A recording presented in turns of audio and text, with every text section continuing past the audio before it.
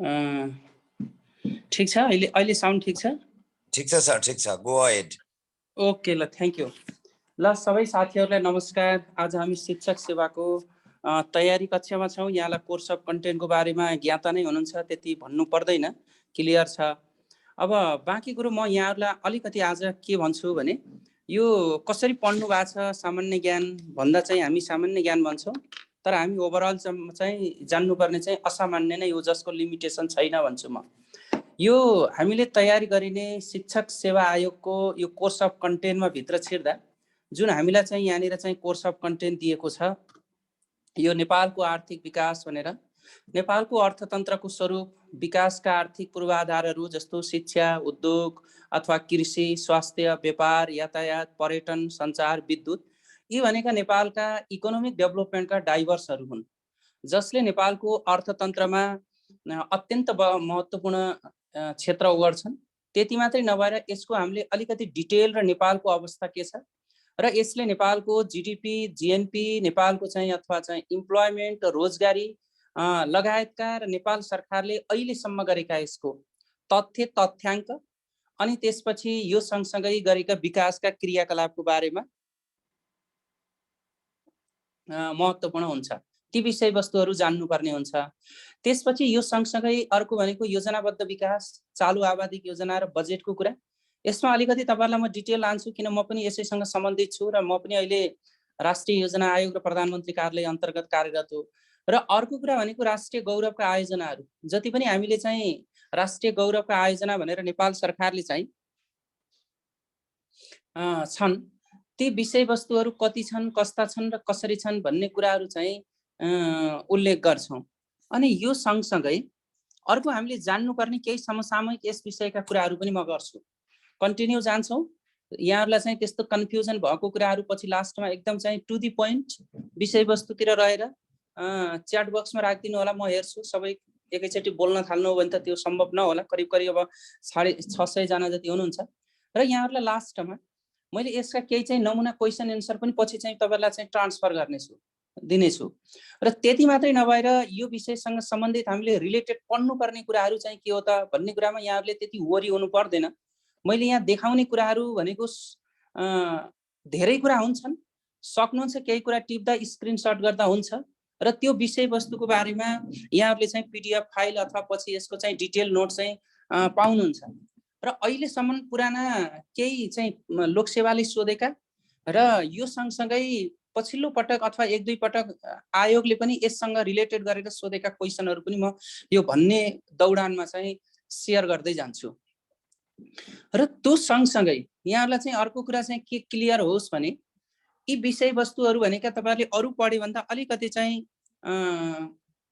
गाह्रो वा अलिकति चाहिँ क्रिटिकल्ली चाहिँ यसलाई चाहिँ जान्नुपर्ने हुन्छ।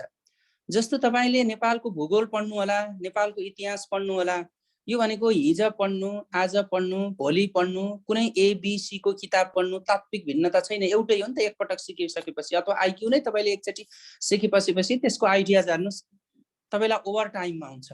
तर मैले यहाँ भन्ने यी विषयवस्तुहरू भनेको मूलतः हाम्रा कस्ता विषयवस्तु हुन् त भन्नुहुन्छ भने देखिरहनु भएको छ नि उता कस्ता विषयवस्तुहरू हुन् त भन्दाखेरि यी विषयवस्तुहरू भनेका कन्टिन्यू चाहिँ गइरहने अथवा चाहिँ चेन्ज हुने विषयवस्तु हुन्। चेन्ज हुने विषयवस्तु हुन्। त्यो चेन्ज हुने विषयवस्तु भनेको कस्तो हो त भन्नुहुन्छ भने जस्तो अहिले हामीले अर्थतन्त्रको बारेमा चाहिँ जान्नु र अर्को वर्ष भनेको यसको डेटा चेन्ज हुँदै जान्छ। जस्तो अहिलेको आर्थिक वृद्धि दर र अर्को वर्षको आर्थिक वृद्धि दर चाहिँ के हुँदै जान्छ, परिवर्तन हुँदै जान्छ। त्यसकारणले गर्दाखेरि यो प्रत्येक वर्षको डेटा चाहिँ जान्नुपर्ने हुन्छ। त्यसकारण चाहिँ तपाईले अहिले पढ्नु र अर्को वर्ष गत वर्षको किताब पढ्नुमा चाहिँ त्यो तात्विक अन्तर हुन्छ। त्यसकारण रियल डेटा चाहिँ भनेको कन्टिन्यू जान्नुपर्ने हुन्छ। यसको निम्ति हामीले जान्नुपर्ने चालु बजेट जान्नु पर्यो, नेपाल सरकारले चाहिँ जारी गरेका यस्ता आर्थिक सर्वेक्षणहरू जान्नु पर्यो, अनि योजनाहरू जान्नु पर्यो। अनि यो सँगसँगै नेपाल सरकार र अहिले त अझै प्रदेश लगायतका विभिन्न यिनी चाहिँ इकोनोमिक स्ट्याटसहरू जस्तो गरिबीको स्ट्याटसहरू अनि त्यसपछि उद्योगको स्ट्याटसहरू भनेको गभर्नमेन्ट अथेन्टिक डेटाबाट अथवा अथेन्टिक अफिसियल वेबसाइटबाट मात्रै हेर्दा चाहिँ हुनुपर्छ। स्क्रिन आएको छैन भन्नुभएको छ, एकैछिन है त। मैले स्क्रिन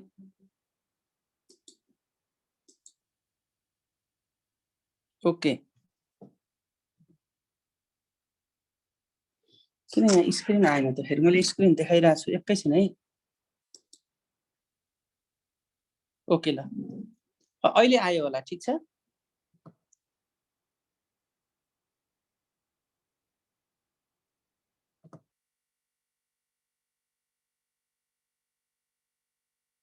क्लियर छ नो छ स्क्रिन यहाँकोमा किन आएन फेरि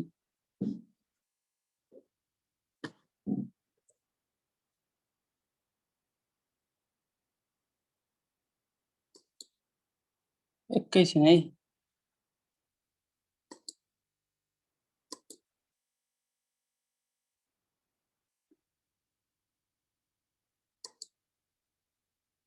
ओके ल ओके ल अहिले स्क्रिन आएको छ है ल ओके ठीक छ मैले अब तपाईलाई हामीले चाहिँ पढ्नुपर्ने विषयवस्तुहरू यिनी भयो यहाँहरूले चाहिँ देखिहाल्नुभयो स्क्रिनमा र अब यो विषयलाई चाहिँ कसरी पढ्ने त मैले अलिकति यहाँ चाहिँ यहाँहरूले चाहिँ पढ्ने कुराहरू भन्छु जस्तो फर्स्ट अफ अल तपाईहरुले चाहिँ के विचार गर्नुस् भने यी विषयवस्तुहरू जान्नको निम्ति मैले यहाँ देखाएका केही विषयवस्तुहरू छन् जस्तो कसरी पढ्ने के पढ्ने कहिले पढ्ने कुनै पनि विषयवस्तुलाई यहाँले जीके पढ्दाखेरि 5W क्वेशन बनाएर पढ्ने चाहिँ बानीको विकास गर्नु होला है 5W भनेको के पढ्ने कसरी पढ्ने हैन के लेख्ने कहिले लेख्ने जस्तो कुरा हुन्छ नि कुनै पनि कुराहरू डेटा हुन्छन् अनि कुनै पनि कुराहरू चाहिँ मृत्युका हुन्छन् कुनै जन्मका हुन्छन् कुनै घटनाक्रमका हुन्छन् भने यस्ता विषयवस्तुहरूलाई चाहिँ हरेककालाई तिथि मितिसँग जान्नुपर्ने हुन्छ हामीले ओन वेबाट मात्रै पढिरहेका हुन्छौं त्यसलाई चाहिँ ओभरअल रूपमा चाहिँ जान्नुपर्ने हुन्छ त्यसो गरियो भने पर बल्ल त्यहाँसम्म पुग्न सकिन्छ भन्ने हो ओके अझै स्क्रिन अझै पनि देखिएन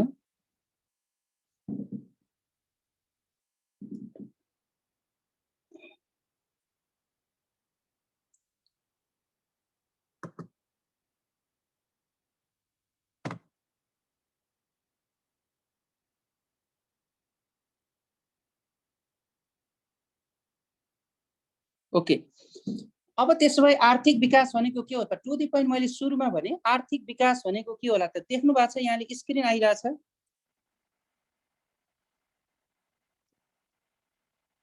एकछिन है कसैले एकजनाले कसैले भनिदिनुस् त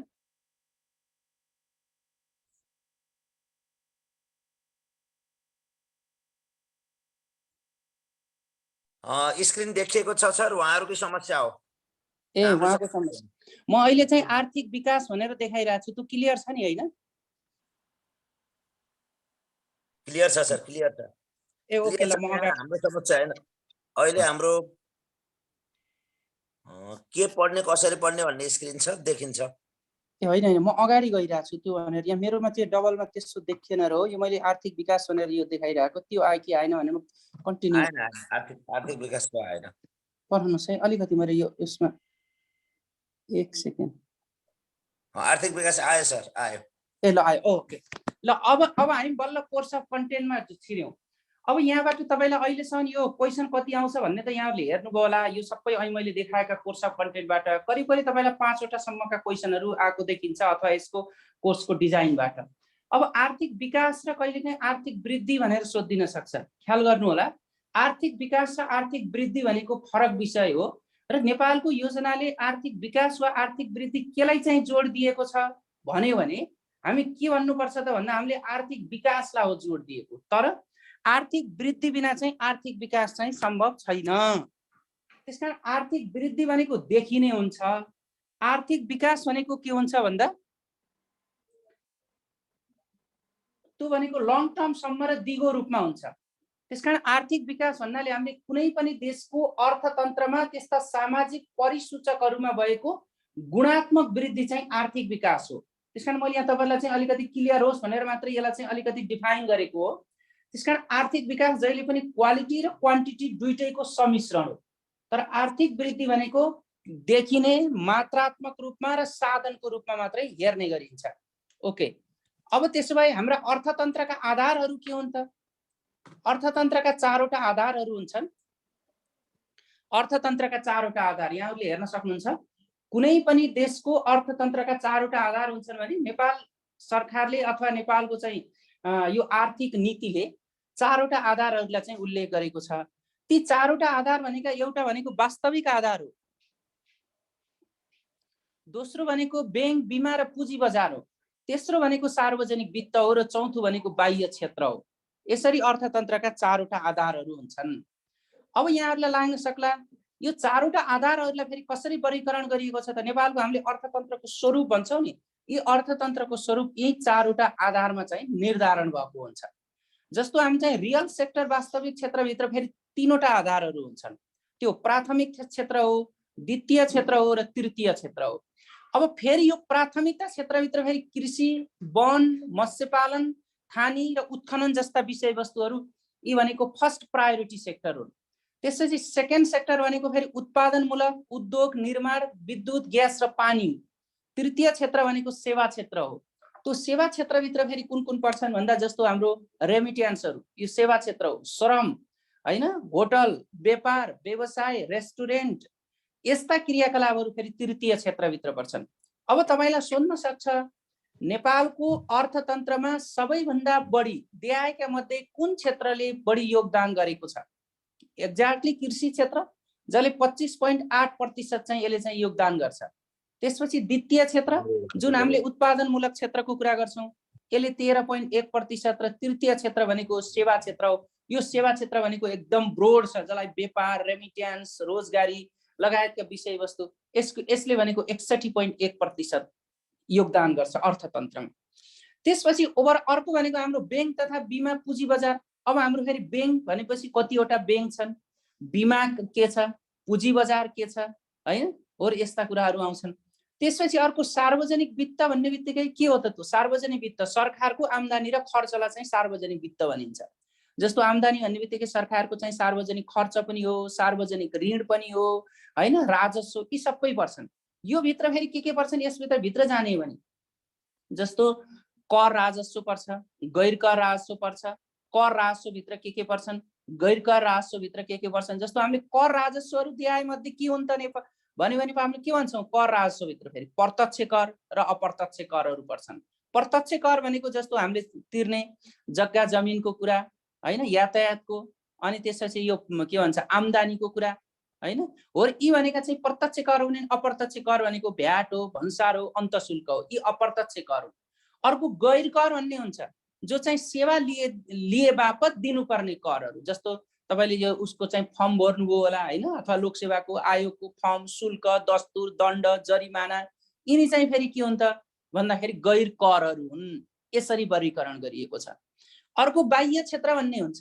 बाह्य क्षेत्र भन्ने बित्तिकै भुक्तानी सन्तुलन जसलाई बीओपी भन्छौँ हामीले हैन, ब्यालेन्स अफ पेमेन्ट भन्छौँ। त्यो भुक्तानी सन्तुलन भनेको आयात र निर्यातको अवस्थामा एक राष्ट्र र अर्को राष्ट्रका बीचमा हुने व्यापार, त्यसले पनि देशको आम्दानी हुन्छ। फेरि हाम्रो व्यापारको स्थिति के छ त्यसमा पनि हामी जान्छौँ। अर्को वैदेशिक व्यापार। वैदेशिक व्यापार भन्ने बित्तिकै आयात र निर्यात हुन्छ। वैदेशिक लगानी, अन्तर्राष्ट्रिय क्षेत्रले गर्ने फेरि प्रत्यक्ष लगानी, अप्रत्यक्ष लगानी। यी समग्र भनेको नेपालका चारवटा अर्थतन्त्रका क्षेत्रहरू रहेछन् भनेर बुझ्नु पर्यो। ओके, अब अगाडि जाउँ। अब त्यसो भए नेपालको अर्थतन्त्रमा हाम्रो चाहिँ पर क्यापिटा इन्कमदेखि लिएर हाम्रो यी सबै क्षेत्रहरूको योगदानको कुरा गरेँ। अनि मैले भनेको थिएँ जे योगदान यहाँले स्क्रिनशट गरेर हेर्न सक्नुहुन्छ।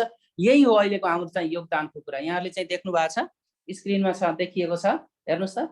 आर्थिक सर्वेक्षण भनेको अहिले मैले भने नि पछिल्लो नेपालको चाहिँ आर्थिक सर्वेक्षण भन्यो भने 77-78 मा। अहिले हामी कुन आर्थिक वर्षमा छौँ भन्दाखेरि 78-79 मा छौँ। तपाईलाई चाहिँ हजुर सर त्यो फुल स्क्रिन गर्नुभयो भने सर यो सानो भयो, साथीहरु मोबाइलमा चाहिँ अलिकति सानो देखियो भनिरहनु भएको छ। क्लियर छ? ओके ल, नेपालको राष्ट्रिय अर्थतन्त्र यहाँले के बुझ्नु होला भने हामी अहिले कुन आर्थिक वर्षमा छौँ भन्दा हामी अहिले 78-79 मा छौँ। पछिल्लो आर्थिक थोरै फन्ट बढाइदियो हुन्थ्यो सर, थोरै फन्ट हैन, यहाँ भन्दा त स्क्रिन ठुलो नै हुँदैन त, यति त ठिकै छ होला त छैन? अहिले फुल स्क्रिन भएको छ। साथीहरुले आफ्नो स्क्रिन जुम गर्नुभयो भने देख्नुहुन्छ है। मजाले आफूले स्क्रिनशट गरेर पछि जुम गर्दाखेरि क्लियर हुन्छ नि। यहाँहरूले पछि नोट पाउनुहुन्छ, तत्काल हेर्नलाई चाहिँ यो गरे हुन्छ। स्क्रिन हुन्छ, शेयर आफैले जुम गर्न पनि सक्नुहुन्छ गर्दाखेरि साथीहरू। मैले जानकारी त्यो गराएँ। तपाईँले फन्ट सानो लाग्यो भने आफै जुम गर्नु न, सजिलै सक्नुहुन्छ। ओके, हस्, धन्यवाद। अब नेपालको अर्थतन्त्र हो यहाँनिर हेर्नु होला। पुरानो कोही कलेक्सन यता हेर्दाखेरि यसबाट एउटा क्वेसन आएको छ है। जस्तो कहिलेकाहीँ के हुन्छ, यसको वृद्धिको कुरा, यसले अहिले गरेको योगदानको कुरा र नेपालको अर्थतन्त्रमा मुख्य भूमिका खेल्ने क्षेत्रहरू। जस्तो हामी अहिले कुन आर्थिक वर्षमा छौँ भन्दा अहिले 78-79 छौँ आर्थिक वर्ष, किनकि हाम्रो यो दुईटा वर्ष जोडिएको हुन्छ। जस्तो वर्ष चाहिँ वैशाखबाट हुन्छ, आर्थिक वर्ष भनेको साउनबाट हुन्छ। त्यसकारण यो हाम्रो पछिल्लो आर्थिक सर्वेक्षण अनुसार 77-78 भनेको नेपालको होलिस्टिक इकोनोमिक सर्वे अनुसार चाहिँ हाम्रो अहिलेको प्रति व्यक्ति आम्दानी, एउटा व्यक्तिको आम्दानी भनेको $1191 हो। यो भनेको हामी एसियाकै एकदम न्यून आय मध्येका हुन्छौँ, जो चाहिँ अफगानिस्तान भन्दा हामी माथि छौँ सार्क राष्ट्रमा है। अनि ओभरअल रूपमा विश्वमै तपाईँको फेरि यस्तो पर क्यापिटा इन्कममा सबैभन्दा हाई हुने भनेको हेर्नुहुन्छ भने कतार छ हैन। त्यसपछि हाम्रो चाहिँ लक्जमबर्गहरू छ, जसको चाहिँ 1,15,000 14,000 को रेसियोमा छ उनीहरूको पर क्यापिटा इन्कम। हाम्रो त जम्मा 1191। त्यसकारण हामी भनेका लो इन्कम हुने राष्ट्र मध्ये पर्दछौँ। ओके, त्यसपछि प्राथमिक क्षेत्रको वृद्धि दर भनेको अहिले हामीले भन्यौँ कृषि, वन, मत्स्य पालन, यसको भनेको इकोनोमिक ग्रोथ रेट जम्मा 2.75% छ, अत्यन्त लो छ। तर यो हामी सबैभन्दा कोभिडको सन्दर्भमा हाम्रो सबैभन्दा खस्केको चाहिँ अर्थतन्त्र कुन हो भन्नुहुन्छ भने फेरि पर्यटन हो। पर्यटन त माइनस कोसीमा गएको क्षेत्र हो। तर सबैभन्दा चाहिँ स्थिरमा रहेको अरू क्षेत्र खस्कँदा पनि भनेको एउटा कृषि हो। कृषि भनेको लगभग हामी माइनसमा गएनौँ, किनकि कृषि मान्छे वैदेशिक रोजगारी पनि यो बेला बाहिर जाने कम भयो। अरू कुनै पेसा वा व्यवसाय नपाएपछि मान्छेको कृषिमा चाहिँ उत्पादन चाहिँ बढो अथवा चाहिँ त्यो ग्रोथ रेट चाहिँ अन्यत्रको तुलनामा अन्य वर्षभन्दा यो वर्ष माइनस चाहिँ गएन भन्ने देखिन्छ। त्यसपछि द्वितीय क्षेत्रको भनेको यसको वृद्धि दर भनेको यो मैले कोभिड भन्दा अगाडिको सन्दर्भमा मात्रै दिएको कुरा भने मैले यो 4.93% थियो। तर अहिले खास हाम्रो 5% थियो। त यो कोभिडको सन्दर्भमा यो 5बाट घटेर त्यहाँनिर आयो। जस्तो हाम्रो उद्योगको कुरा, कल कारखानाको कुरा। अर्को तृतीय क्षेत्रको चाहिँ वृद्धिको कुरा हेर्ने भने यो 4.43% मात्रै रह्यो। जो सेवा क्षेत्रभित्र हामी हेर्छौँ फेरि त्यो भनेको जस्तो रेमिटेन्सको कुरा, यो व्यापारको कुरा हैन, अनि होटल रेस्टुरेन्ट व्यवसायको कुरा। त्यस्तै गरेर यो जीडीपीमा यो क्षेत्रको कति हो त भनेको पहिलो क्षेत्रको भनेको 25.8% कृषि, वन, मत्स्य पालनको रह्यो भन्ने देखिन्छ। यसले नेपालको रियल पिक्चर देखाउँछ। अब त्यसपछि हाम्रो यो त रहेछ एउटा व्यक्तिको प्रति व्यक्ति आम्दानी चाहिँ कति होला त यो वर्षमा 77-78 मा, किनकि 78-79 मा हामी अहिले बल्ल रन गर्दैछौँ। यतिखेर नेपालको 56,842 चाहिँ एउटा व्यक्तिको थाप्लोमा ऋण छ। हेर्नुहोस् है, आम्दानी 1191 छ, तर ऋण भनेको त सबैको बराबर हो। विनोद चौधरीको नि होला, तपाईँको नि होला, मेरो पनि होला, एनीवे। त्यस्तै गरेर नेपालीको प्रति व्यक्ति आम्दानी त्यति छ। गरिबी भनेको हाम्रो दुई किसिमको हुन्छ, यहाँले चाहिँ थाहा पाउनु होला। एउटा सापेक्ष गरिबी र अर्को निरपेक्ष गरिबी हुन्छ। सापेक्ष गरिबी र निरपेक्ष गरिबीमा फरक छ। सापेक्ष गरिबी 28.6% छ, निरपेक्ष गरिबी 18.7% छ। अब सापेक्ष गरिबी कस्तो भनेको यो तुलना योग्य गरिबी हो। जस्तो एकछिनको निम्ति तपाईँ र ममा फरक हुन सक्छ, अथवा एउटा व्यक्ति र अर्को व्यक्तिको आम्दानीमा, उसको रहन सहनमा, उसको समग्र स्ट्याटसमा देखिने स्तरको भिन्नताले चाहिँ त्यसलाई चाहिँ सापेक्ष गरिबी भनिन्छ। अर्को निरपेक्ष गरिबी भनेको त्यो एउटै लेभलमा रहने, जसमा चाहिँ आधारभूत आवश्यकता पनि परिपूर्ति गर्न नसक्ने, जसलाई घाँस, बाँस, कपास र यसलाई वर्ल्ड ब्याङ्कले चाहिँ अथवा विश्व ब्याङ्कले अन्तर्राष्ट्रिय रूपमा गरेको चाहिँ अवस्था अनुसार $1.25 प्रतिदिन प्रति व्यक्ति पनि आम्दानी नहुने र 2250 क्यालोरी युक्त खाना प्राप्त गर्न नसक्ने अवस्थालाई चाहिँ हामी के भन्छौँ? निरपेक्ष गरिबी भन्छौँ। हेर्नुहोस् है, निरपेक्ष गरिबी भनेको जुन चाहिँ आधारभूत आवश्यकता परिपूर्ति गर्न नसक्ने, प्रतिदिन प्रति व्यक्ति 1.25 $1.25 अथवा चाहिँ प्रति व्यक्ति प्रतिदिन पनि प्राप्त गर्न नसक्ने गरिबी चाहिँ निरपेक्ष हो। नेपालको अहिलेको अवस्था चाहिँ यस्तो छ भनेर भन्नु पर्यो। अब यहाँनिर जाउँ त, हाम्रो लक्ष्य के हो त फेरि? यहाँहरूले मैले अघि नै भनिसकेँ, हाम्रो आर्थिक सर्वेक्षण योजना लक्ष्य भन्यो भने जहिले पनि के आउने वर्षको लक्ष्य सोध्या हुन्छ कि तपाईँलाई चाहिँ 15औं योजनाको लक्ष्य कति हो, कहाँ पुर्याउने हो भनेर सोध्या हुन्छ। त्यसकारण चाहिँ 15औं योजनाको लक्ष्य भन्ने बित्तिकै हामी जान्छौँ OC 81 मा as a 15th periodic plan. यहाँहरूले चाहिँ योजनाको पाटो त पछि डिटेल पढ्नुहुन्छ, तर चाहिँ योजना अहिले हामी कुन योजनामा रनिङ भएको छौँ, जसको आर्थिक वर्ष को स्टार्टिङ एन्ड इन्डिङ कहिले हो भन्ने त थाहा पाउनु पर्यो। स्टार्टिङ भनेको 76 77 हो भने त्यसको इन्डिङ 5 वर्षको भनेको 76 77 77 78 78 79 79 80 80 81 एज अ 80 81 मा हो। सर हजुर सर हजुरको स्लाइड चेन्ज भएको छैन, एकचोटि स्लाइड अफ गरेर फेरि स्लाइड स्क्रिन शेयर गर्नु छ। ए ओके हस्, थ्यांक यू। किन रोकिएको रहेछ? ओके ओके फुल स्क्रिन नै आछन् सर, स्क्रिन शेयर गर्नु भएको छ। ओके हस्, थ्यांक यू।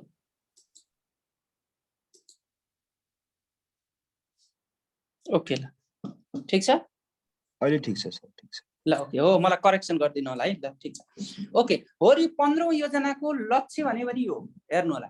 अब 15औं योजनाको लक्ष्य भन्ने बित्तिकै हामी के थाहा पाउनु भने दुईटा कुरा थाहा पाउनु पर्यो। यसको स्टार्टिङ वर्ष 76 77 एन्ड इन्डिङ वर्ष। इन्डिङ वर्ष भनेको त्यो भनेको पुरा गर्ने वर्ष 80 81 हो। त्यो 80 81 मा हामी कहाँनिर जाने भन्छौँ त? नेपालका यी रियल सेक्टरहरू भित्रका यिनी कृषि उद्योग र अथवा सेवा क्षेत्रहरूको टार्गेटहरू के छ त? मिट लक्ष्यहरू। त्यस्तै गर्दा हामीले कृषि क्षेत्रको भनेको 80 81 मा यसको वृद्धि दर 5.8% पुर्याउने भनेछौँ। अनि हामीले 2.75 थियो पुर्याउने लक्ष्य त्यहाँ रहेछ। त्यसपछि अर्को कुरा यहाँहरूले के थाहा पाउनु होला भने यही योजनाले चाहिँ जुन हाम्रो 25 के भन्छ 87 सम्मको पनि भिजन राखेको छ, जसलाई चाहिँ हामी चाहिँ के भन्छौँ भने अर्को चाहिँ 15 वर्षभित्रको अथवा 5 वर्षभित्रको र सन् के भन्छ विक्रम सम्वत 2021 सम्मका पनि भिजन छन्। फेरि यसको हामीले योजना पढ्दा पढ्छौँ, त्यसको 5 वर्षको गरेर 25 वर्षको भिजन पनि छ। त्यो 25 वर्षभित्रमा चाहिँ हामी 76 पछि र 2100 सम्ममा चाहिँ समृद्ध नेपाल सुखी नेपाली बनाउने र आर्थिक सामाजिक रूपान्तरण गरेर नेपालीको प्रति व्यक्ति आम्दानी चाहिँ $5000 भन्दा बढी पुर्याउने भन्ने चाहिँ त्यो लक्ष्य हो। त्यो पुर्याउँदाका मैले केही चाहिँ तपाईलाई यी दुईटा चाहिँ अवस्थाको चाहिँ यहाँनिर चाहिँ स्क्रिन शेयर गरेको छु। त्यसकारण यो वर्ष सोध्यो भने पर यसरी यसको टार्गेटहरू जान्नुपर्ने हुन्छ। त्यस्तै गरेर 86 87 मा 5 पोइन्ट र 2100 सम्ममा चाहिँ 5 पोइन्ट भनेपछि हाम्रो अन्तिम गन्तव्य चाहिँ कहाँनिर रहेछ भन्दाखेरि 2100 सम्म चाहिँ 5.9%। किन थोरै भयो भन्नु होला यहाँनिर चाहिँ? किन भन्दाखेरि हाम्रो आर्थिक वृद्धि दर कृषि क्षेत्रको त बिस्तारै बिस्तारै 5.8 5.7 5.9 जब एउटा रेसियोमा गएपछि त एकैचोटि हाई हुँदैन नि, फेरि एउटा लेभलमा जान्छ। त्यसकारण अन्तिम 2100 सम्म 5.9% को चाहिँ कृषि क्षेत्रको ग्रोथ रेट गर्ने चाहिँ यसको टार्गेट हो। त्यस्तै गरेर उद्योग क्षेत्रको चाहिँ 80 81 मा चाहिँ 14.6, यसको फेरि एकदम हाई छ नि त। किन हामी बिस्तारै बिस्तारै निर्वाहमुखी कृषि अर्थतन्त्रलाई चाहिँ व्यावसायिकमुखी अर्थतन्त्रमा रूपान्तरण गर्दै जाँदा इन्डस्ट्री एरियाको चाहिँ अर्थतन्त्र बढ्छ। त्यसकारण चाहिँ औद्योगिक क्षेत्रको चाहिँ बढी देखिया छ। त्यस्तै गरेर अनि फेरि 87 मा चाहिँ यसको त्यो किसिमले चाहिँ बढेको छ। अनि त्यस्तै गरेर हामीले 2100 सम्म हेर्दाखेरि यसको चाहिँ 14.9% को चाहिँ रहेको छ। लगभग एउटा स्थिर लेभलमा छ भन्न सकिन्छ। अर्को सेवा क्षेत्रको वृद्धि दर कति हो त भन्दाखेरि हामीलाई मैले भने नि सेवा क्षेत्र फेरि के हुन् भनेर तपाईलाई चाहिँ सोध्यो भने त अहिले हामीले भन्छौँ नि रोजगारी भन्छौँ, व्यवसाय व्यापार व्यवसाय भन्छौँ हैन, होटल रेस्टुरेन्टहरू भन्छौँ। यो यसको भनेको 10.7%, 86 87 मा 10.4% र 2100 मा चाहिँ अथवा 2101 सम्म चाहिँ 10.16% चाहिँ रहेको छ भनेर यसरी चाहिँ हेर्न सकिन्छ। यो हाम्रो टार्गेटहरू हो। अब त्यसपछि अगाडि जाउँ।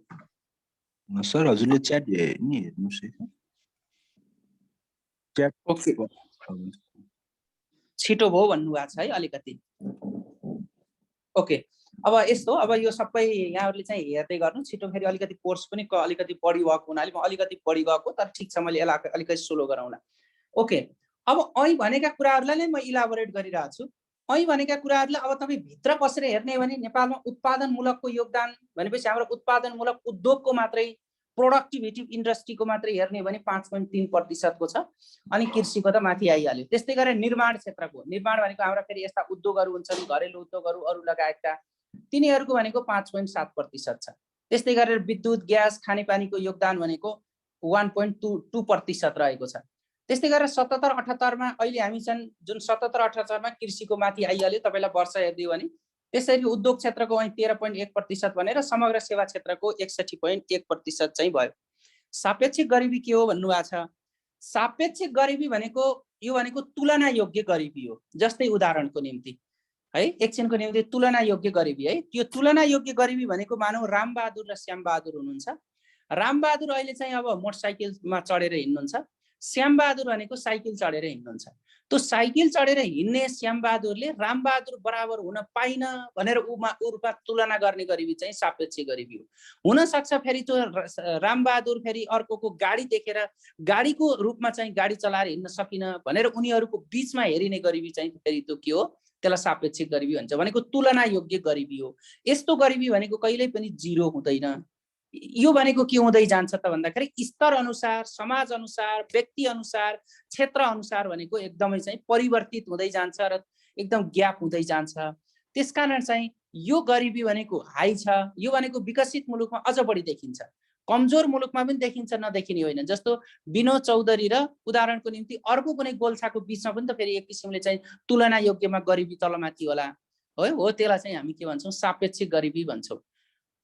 ओके, निरपेक्ष गरिबी भनेको त जुन चाहिँ आधारभूत आवश्यकता पनि परिपूर्ति गर्न नसकेको, दिनमा चाहिँ एउटा व्यक्तिले प्रतिदिन प्रति व्यक्ति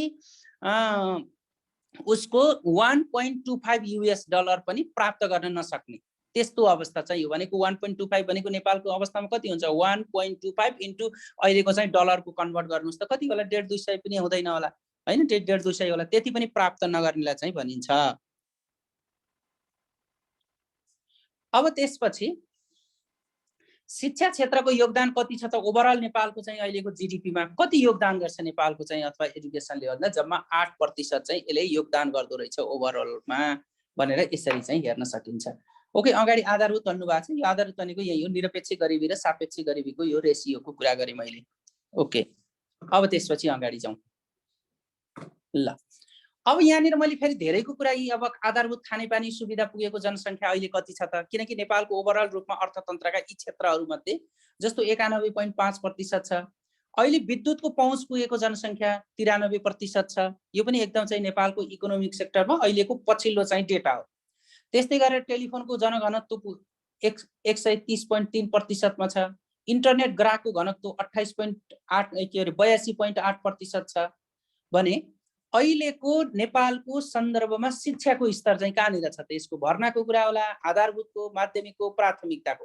यो शिक्षाको पाटो हामी पछि पनि हेर्छौँ अलिकति डिटेलले, किनकि तपाईहरु शिक्षाको भएको हुनाले यसलाई संविधानले के भन्छ, यसको चाहिँ अहिलेको डेटा के छ, संघले के गर्छ, प्रदेशले के गर्छ, स्थानीयले के गर्छ, यसको स्तर के छ, साक्षरता के छ हैन, अनि विद्यालयको हिसाबमा संघ, प्रदेश, स्थानीय भित्रको चाहिँ अवस्था के छ, अथवा कुन प्रदेशमा चाहिँ बढी छ, कुनमा कम छ भन्ने कुरो डिटेल हेर्छौँ। तर यहाँनिर चाहिँ हेर्दाखेरि जस्तो प्राथमिक तह 1 देखि 5 को खुद भर्ना दर भनेको अहिलेको सन्दर्भमा 97.4% हो। यो लेटेस्ट हुन सक्छ, अर्को वर्ष फरक हुन सक्छ, गत वर्ष कम थियो हैन।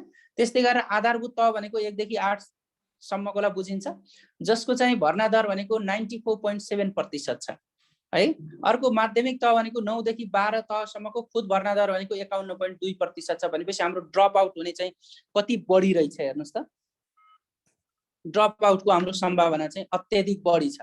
त्यसले गर्दाखेरि अझै यो गरेर हाम्रो उच्च माध्यमिक तहसम्म जाने हेर्ने भने त त्यो 51 बाट घटेर 23% मा फेरि देखिन्छ, भनेको फेज आउट हुने चाहिँ यस्तो अवस्था चाहिँ रहेको छ। त्यसकारण यसले पनि हाम्रो रियल के देखाउँछ भन्दाखेरि हाम्रो भर्ना हुने चाहिँ राम्रो छ, तर फेज आउट हुने चाहिँ अत्यन्त चाहिँ बढी देखिन्छ। यो नेपालको एउटा स्थिति हो। अब मैले अहिले भनेको थिएँ नि, हाम्रो चाहिँ वित्तीय क्षेत्रको चाहिँ अवस्था के छ त नेपालको चाहिँ अवस्थामा। अब वित्तीय क्षेत्र भन्ने बित्तिकै हामीले फेरि बैंकका विभिन्न किसिमका चाहिँ वर्गीकरण गरेका छौँ।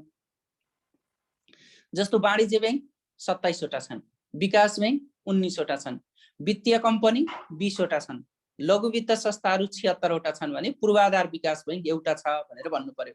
नेपालमा अहिले वाणिज्य बैंकको संख्या कति हो अथवा यो वर्षमा कति हो भने यो भन्नुपर्छ। ओके, त्यसपछि अर्को भनेको पूर्वाधार विकास बैंक एउटा छ। त्यस्तै गरेर चाहिँ कुल बैंक तथा वित्तीय संस्थाको सञ्चालन भनेको 143 वटा रहेछन्, बीमा कम्पनी 40 वटा छन्, पुनर्बीमा कम्पनी 1 वटा र 29,886 चाहिँ सहकारी संस्था छन्। यी सबै चाहिँ नेपालको अर्थतन्त्रमा चाहिँ हुन् भने नेपालीको अब चाहिँ वित्तीय क्षेत्रमा चाहिँ पहुँच चाहिँ कतिमा पुगेको छ त, अहिले पनि हेर्ने भने नेपालीको वित्तीय क्षेत्रमा पहुँच भनेको जम्मा 61% मा रहेछ हेर्नुस् है। अनि हाम्रो चाहिँ 753 वटा स्थानीय तह छन् नेपालमा स्थानीय तह कति छन् भन्ने 753 वटा छन्। यहाँहरूलाई यो त थाहा छँदैछ।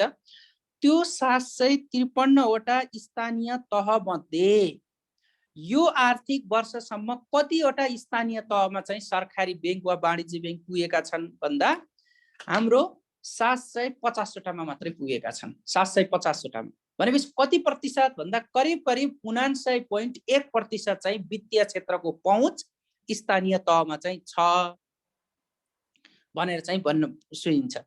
अनि त्यो हो भने सरकारको पोलिसी फेरि के हो त भन्दा के भन्छ त सरकारको पोलिसी नि एक व्यक्ति एक खाता भन्ने छ। एक व्यक्ति एक खाता भन्ने, अनि त्यसपछि वित्तीय पहुँच 100% सम्म पुर्याउने भन्ने। त्यसो भए हाम्रो चाहिँ सरकारी बैंक नै स्थानीय तहसम्म पुगेको छैन भने फेरि अब फेरि कसरी यसको वित्तीय पहुँच होला? हेर्नुस् त च्यालेन्ज कति छ भनेपछि यो अवस्थाले नेपालको वित्तीय क्षेत्रको अवस्था यो छ। अब बीमाको कुरा गर्ने भने त हामी जम्मा 27% मा मात्रै बीमाको एक्सेस छ। जनसङ्ख्याको 27% मा मात्रै यसको चाहिँ टोटलमा चाहिँ नेपालीको बीमा गरेको अवस्था छ। स्लाइड सेयर भएको छैन भन्नुभएको छ। वित्तीय संरचनामै छु म, त्यहीँनिर चाहिँ मैले स्लाइड गरेको छु। ओके, यहाँका केही मैले चाहिँ इस्युजहरू चाहिँ हेर्छु यहाँको चाहिँ सेयर च्याटबाट। ओके, स्लाइड चेन्ज भएन भन्नुभएको छ। अहिले भइरहेछ। स्क्रिन चेन्ज गर्नु, स्लाइड आएन, स्लाइड आएन, अलि बिस्तारै। ओके, यहाँहरूले बुझ्नु भएको छ नि? क्लियर छ? तपाईँहरूलाई देखाएको, तपाईँले कन्टेन्ट हेर्नुहोस्, देखाएको तपाईँलाई रियल डेटा हेर्नुहोस्। यो वर्षको निम्ति तपाईँले यो डेटा चाहिँ पढ्नुपर्छ। यो डेटा पढ्दा तपाईँलाई सबैतिर काम लाग्छ।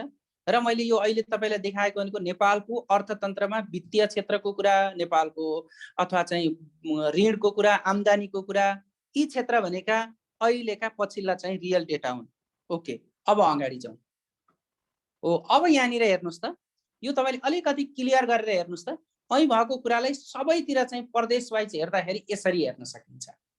जस्तो અહીં मैले भने यहाँनिर अलिकति माथि चाहिँ हेर्नु होला, सानो फन्टमा छ। जस्तो स्वास्थ्य बीमा कार्यक्रम 55 जिल्लामा 550 स्थानीय तहमा स्वास्थ्य बीमा कार्यक्रम मात्रै विस्तार गरिएको छ। भनेपछि अहिलेसम्मको रियल चाहिँ यस्तो अवस्था छ भने नेपालको स्वास्थ्यको एक्सेस पनि सबैमा चाहिँ पुगेको अवस्था छैन। अब नेपालका अर्थतन्त्रका परिसूचकहरू भने त यिनै हुन् नि त मैले અહીં भनेका। जस्तो आर्थिक वृद्धि, सबैभन्दा बढी आर्थिक वृद्धि गर्ने चाहिँ ओके पूर्वाधार विकास बैंक कस्तो हो भन्नुभएको छ।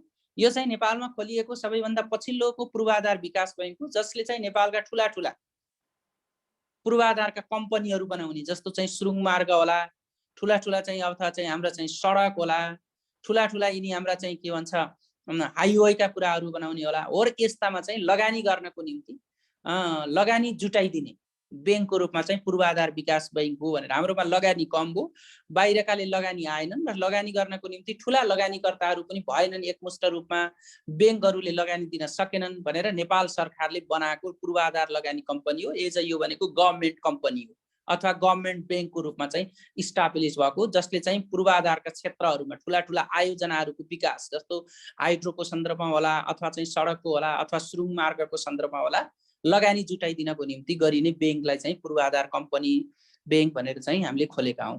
ओके, अब नेपालको अर्थतन्त्रका यस्ता परिसूचकहरू, सर कहाँ छ यो बैंक? कहाँ छ? काठमाडौँमा छ।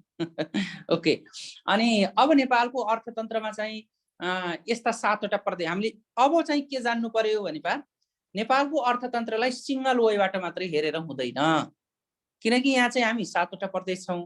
7 वटा प्रदेश मध्ये सबैभन्दा बढी चाहिँ इकोनोमिक ग्रोथ गर्ने र इकोनोमिक डेभलपमेन्टमा कन्ट्रिब्युसन गर्ने प्रदेशदेखि लिएर सबैभन्दा कम चाहिँ इकोनोमिक कन्ट्रिब्युसन गर्ने प्रदेशसम्मको कुराहरू चाहिँ जान्नुपर्ने हुन्छ।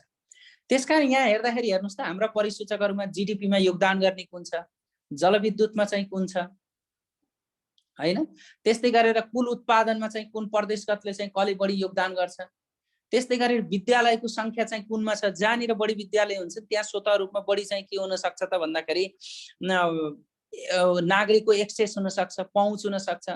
अनि जहाँनिर उद्योग बढी छन् त्यहाँनिर बढी रोजगार हुन सक्छ, जहाँनिर बढी रोजगार र उद्योग छन् त्यहाँनिर चाहिँ के हुन सक्छ त भन्दा गरिबी कम हुन सक्छ। यस्तो अवस्था नेपालको ओभरअल रूपमा 7 वटा प्रदेशको चाहिँ यस्तो देखिएको छ।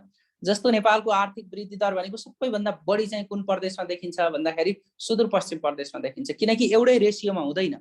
कतिपय साथीहरू इकोनोमिक्स पढेका हुनुहुन्छ होला, नेपालको अर्थतन्त्रको वृद्धि अथवा चाहिँ नेपालको इकोनोमिक्सको जस्तो इकोनोमिक ग्रोथको चाहिँ रेशियो भनेको चाहिँ अनस्टेबिलिटी छ, अस्थिर छ। किनकि एउटै रेसियोमा छैन नि त। कहिले 7% को आर्थिक वृद्धि दर, कहिले चाहिँ 2% को, कहिले चाहिँ 3% को, हैन, कहिले चाहिँ 6% को, यस्ता किसिमका चाहिँ रहेको हुन्छ जसलाई एउटै रेसियोमा नहिँड्ने अर्थतन्त्रलाई चाहिँ हामी के भन्छौँ भन्दा अनस्टेबल इकोनोमिक ग्रोथ भनेर चाहिँ भन्छौँ। ओके, त्यस्तै गरेर अब यहाँ आर्थिक वृद्धि दर हेर्ने भने प्रदेश नम्बर 1 को 3.54% छ, 2 नम्बर प्रदेशको चाहिँ 3.52% छ, त्यस्तै गरेर बागमती प्रदेशको 4.65% छ। यस एक्ज्याक्टली मैले अहिले सुदूरपश्चिम भने यहाँ चाहिँ बागमती प्रदेशको छ, किनकि ओभरअल रूपमा चाहिँ नेसनल वाइज रेपमा हेर्ने भने पनि बागमती प्रदेश नै बढी चाहिँ सक्षम भनिन्छ।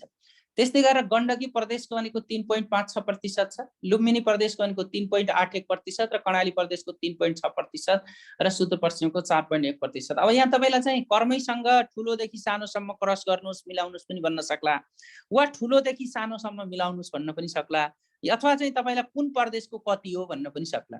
हो, यसरी हेर्दा यहाँहरूले चाहिँ यो प्रतिशत यो जान्नुपर्ने हुन्छ, किनकि हामी यसो चाहिँ नर्मल्ली हेर्दा पनि सबैभन्दा कम भनेको हामी कसको देख्छौँ त भन्दाखेरि कर्णालीको देख्छौँ, सबैभन्दा बढी भनेको बागमतीको देख्छौँ, हैन। हो, यसरी चाहिँ हेरिन्छ। अब जीडीपीमा योगदान भनेको जस्तो जीडीपी भनेको के हो भन्दा कुल ग्राहस्थ उत्पादन हो, जसलाई हामी देशभित्र उत्पादन भएका साधनहरूको मौद्रिक योगफल नै के हो त भन्दा जीडीपी हो, कुल ग्राहस्थ उत्पादन। त्यस्तो नेपालको कुल ग्राहस्थ उत्पादन अहिले कति छ त हालसम्म भन्नुहुन्छ भने अहिले भनेको नेपालको कुल ग्राहस्थ उत्पादन करिब 43 खर्ब छ, 42 खर्ब 56 अर्ब भन्दा बढी करिब चाहिँ 43 खर्बको हाम्रो चाहिँ जीडीपी छ। त्यो 43 खर्बको जीडीपीमा सबैभन्दा बढी कन्ट्रिब्युसन गर्ने चाहिँ प्रदेश अथवा कुन होला त भन्दाखेरि यहाँनिर हेरौँ, हाम्रो 37.7% चाहिँ कसको देखिन्छ, बागमती प्रदेशको देखिन्छ। त्यसपछि हेर्दाखेरि सबैभन्दा बढी दोस्रोमा चाहिँ कुनको देखिन्छ भन्दा कुनको देखिन्छ, प्रदेश 1 को चाहिँ 15.6% देखिन्छ। त्यसपछि 14% चाहिँ लुम्बिनी प्रदेशको देखिन्छ। त्यसपछि 13% चाहिँ प्रदेश नम्बर 2 को देखिन्छ, हैन। अनि त्यसपछि 8% चाहिँ गण्डकी प्रदेशको देखिन्छ। त्यसपछि 6 नम्बर प्रदेश सुदूरपश्चिम प्रदेशको 6.9%, सबैभन्दा कम चाहिँ 4% चाहिँ कर्णाली प्रदेशको। अब हामी यसलाई तुलना गरौँ त नेपालको ब्यालेन्स डेभलपमेन्ट भयो कि भएन। एक्ज्याक्टली नेपालको रिजनल ब्यालेन्स डेभलपमेन्ट छैन। एकातिर 4% मात्रै कन्ट्रिब्युसन गर्ने चाहिँ कर्णाली प्रदेश छ, अर्कोतिर ओभरअल नेपालको नेसनल इकोनोमीमा र त्यो जीडीपीमा चाहिँ 37% भन्दा बढी योगदान गर्ने छ भनेपछि कति फरक रहेछ त नेपालको। हेर्नुस् त, यसले चाहिँ तपाईलाई चाहिँ के देखाउँछ भन्दाखेरि नेपालको रियल इकोनोमिक ब्यालेन्स डेभलपमेन्टको स्टाटस देखाउँछ। ओके, त्यसपछि त्यस्तै गरेर हाम्रो अर्थतन्त्रको मुख्य आधार अहिले त हामीले योजनामै major driver of the economic development in electricity भनेका छौँ। अब जलविद्युत उत्पादनको हिसाबले यो मैले भनेको अहिले त बढ्या छ, तपाईको 1400 प्लस छ। यो मैले भनेको 77-78 को रियल पिक्चर हो है। फेरि भनेको 77-78 को चाहिँ डेटा अनुसार जम्मा 1386 मेगावाट विद्युत थियो। अहिले चाहिँ हाम्रो चाहिँ यो 1400 प्लस छ। अब तपाईहरुको एक्जामसम्म भदौसम्म के भन्छ, यदि फाउन्ड कति चैसम्म कहाँनिर भयो भने त्यो फेरि अरु पनि बढ्ला। फेरि यो पाइपलाइनमा छन् आउनेवाला, हैन। जस्तो अप्पर तामाकोशी आयो भने अर्को चाहिँ कुनै चाहिँ अब प्राइभेट सेक्टरको आयो जोडियो भने त हाम्रो त्यहाँभन्दा हुन्छ। हो, र त्यहाँसम्म हेर्दाखेरि यो उत्पादनको हिसाबले हेर्दाखेरि सबैभन्दा बढी उत्पादन गरेको भनेको गण्डकी प्रदेश हो है। फेरि ऊर्जामा सबैभन्दा चाहिँ कम चाहिँ कुन देखिन्छ त भन्दा यो जलविद्युत उत्पादनको हिसाबले हेर्दाखेरि प्रदेश नम्बर चाहिँ कर्णाली प्रदेशको 11 देखिन्छ, 11 मेगावाट देखिन्छ, हैन। त्यसपछि अब 2 नम्बर प्रदेशको नि कम देखिन्छ, हैन। अनि त्यस्तै गरेर यी कर्मैसँग हेर्ने भने त्यसपछि प्रदेश नम्बर 1 को बागमतीको छ, अनि गण्डकी छ, गण्डकी पछि बागमती छ, त्यसपछि 1 नम्बर प्रदेश छ। यसरी चाहिँ हेर्न सकिन्छ यो विद्युत उत्पादनमा। अब कुल विद्युत उत्पादन प्रदेश यो भनेको मेगावाटको रूपमा भयो।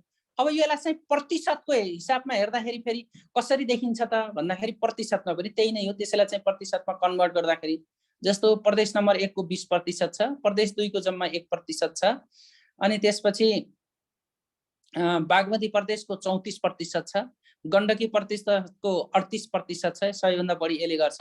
लुम्बिनी प्रदेशको चाहिँ 2% देखाउँछ, हैन। त्यस्तै गरेर अब कर्णाली प्रदेशको, अनि त्यसपछि सुदूरपश्चिम प्रदेशको भनेर यसरी चाहिँ देखिन्छ। अनि यस्तै गरेर अब हामीले चाहिँ विद्यालयको संख्या हेर्ने भने यो पनि मैले पछिल्लो चाहिँ डेटा अनुसार हो, 77-78 को डेटा। सबैभन्दा बढी विद्यालय संख्याको हिसाबमा हेर्ने भने कुन प्रदेशमा चाहिँ कति विद्यालय संख्या छन्, किनकि जहाँनिर बढी संख्या छन् त्यसको पहुँच पनि त्यही हिसाबमा हुन्छ भन्ने हो। त्यही किसिमले डेटा यसले चाहिँ जेनेरेट गरेको हुन्छ। र सबैभन्दा बढी हेर्नुहुन्छ भने किनकि बागमतीमै देखिन्छ, जसको चाहिँ 7054 छ। त्यस्तै गरेर 7000 पछि चाहिँ हाम्रो 5000 कति 6000 छ, एक नम्बर प्रदेशमा 6958 छ। अनि यो पनि यहाँ सिरियल्ली यहाँहरूले चाहिँ यसरी हेर्न सक्नुहुन्छ। बुझ्न अप्ठ्यारो पर्यो भन्नुभएको छ, कुन चाहिँ बुझ्न अप्ठ्यारो पर्यो हेर्नुस् त। मैले भनेको यो डेटालाई तपाईले एक त सम्झिनै पर्यो, अनि यो डेटालाई कि सानोबाट चाहिँ तपाईलाई क्रस क्वेसनमा मिलाउनुस् भन्न सक्छ कि ठुलोबाट। मैले भनेको एउटा आर्थिक वृद्धि दरको हिसाबले, दोस्रो जीडीपी को हिसाबले भनेको कुल ग्राहस्थ उत्पादनमा यसले गरेको कन्ट्रिब्युसनको हिसाबले, योगदानको हिसाबले। अर्को जलविद्युत उत्पादन भनेको मेगावाट, कुन प्रदेशले बढी विद्युत उत्पादन गरेको छ है। अनि त्यसपछि तेस्रो भनेको जलविद्युत उत्पादनमा चाहिँ फेरि यसको प्रतिशत कति छ भन्ने कुरा भयो। अर्को विद्यालयको संख्या, मानौँ न तपाईलाई आयो ल, अब तपाईलाई 4वटा चाहिँ अप्सन दियो हैन, 1 नम्बर प्रदेश, 2 नम्बर प्रदेश, बागमती प्रदेश र गण्डकी प्रदेश भनेर दियो। दिएका मध्ये चाहिँ सबैभन्दा बढी विद्यालय संख्या भएको प्रदेश कुन हो भन्यो। कसरी त्यसलाई चाहिँ रियल तपाईले चाहिँ थाहा पाउनुहुन्छ त भन्दा हेर्नु पर्यो, किनकि विद्यालय संख्या भनेको यहाँ तपाईले प्रदेशगत रूपमा चाहिँ छुट्याउनु पर्यो। त्यो कसरी छुट्याउनुहुन्छ त भन्दाखेरि जस्तो चाहिँ बागमती प्रदेशमा 7000 रहेछन्, 7000 प्लस छन् भने 1 नम्बर प्रदेशमा 6958 छन् भने बढी कुनमा भयो त बागमतीमा भयो हो। यसरी चाहिँ यहाँहरूले चाहिँ क्लियर हुनुपर्छ। त्यस्तै गरेर उद्योग दर्ताको सन्दर्भमा पनि अब सबैभन्दा बढी उद्योग दर्ता फेरि बागमती प्रदेशमै देखिन्छ, किनकि जहाँनिर बढी चाहिँ ओभरअल इकोनोमिक एक्टिभिटिज हुन्छ त्यहाँ उद्योग दर्ता, यो त दर्ता भएको कुरा न हो।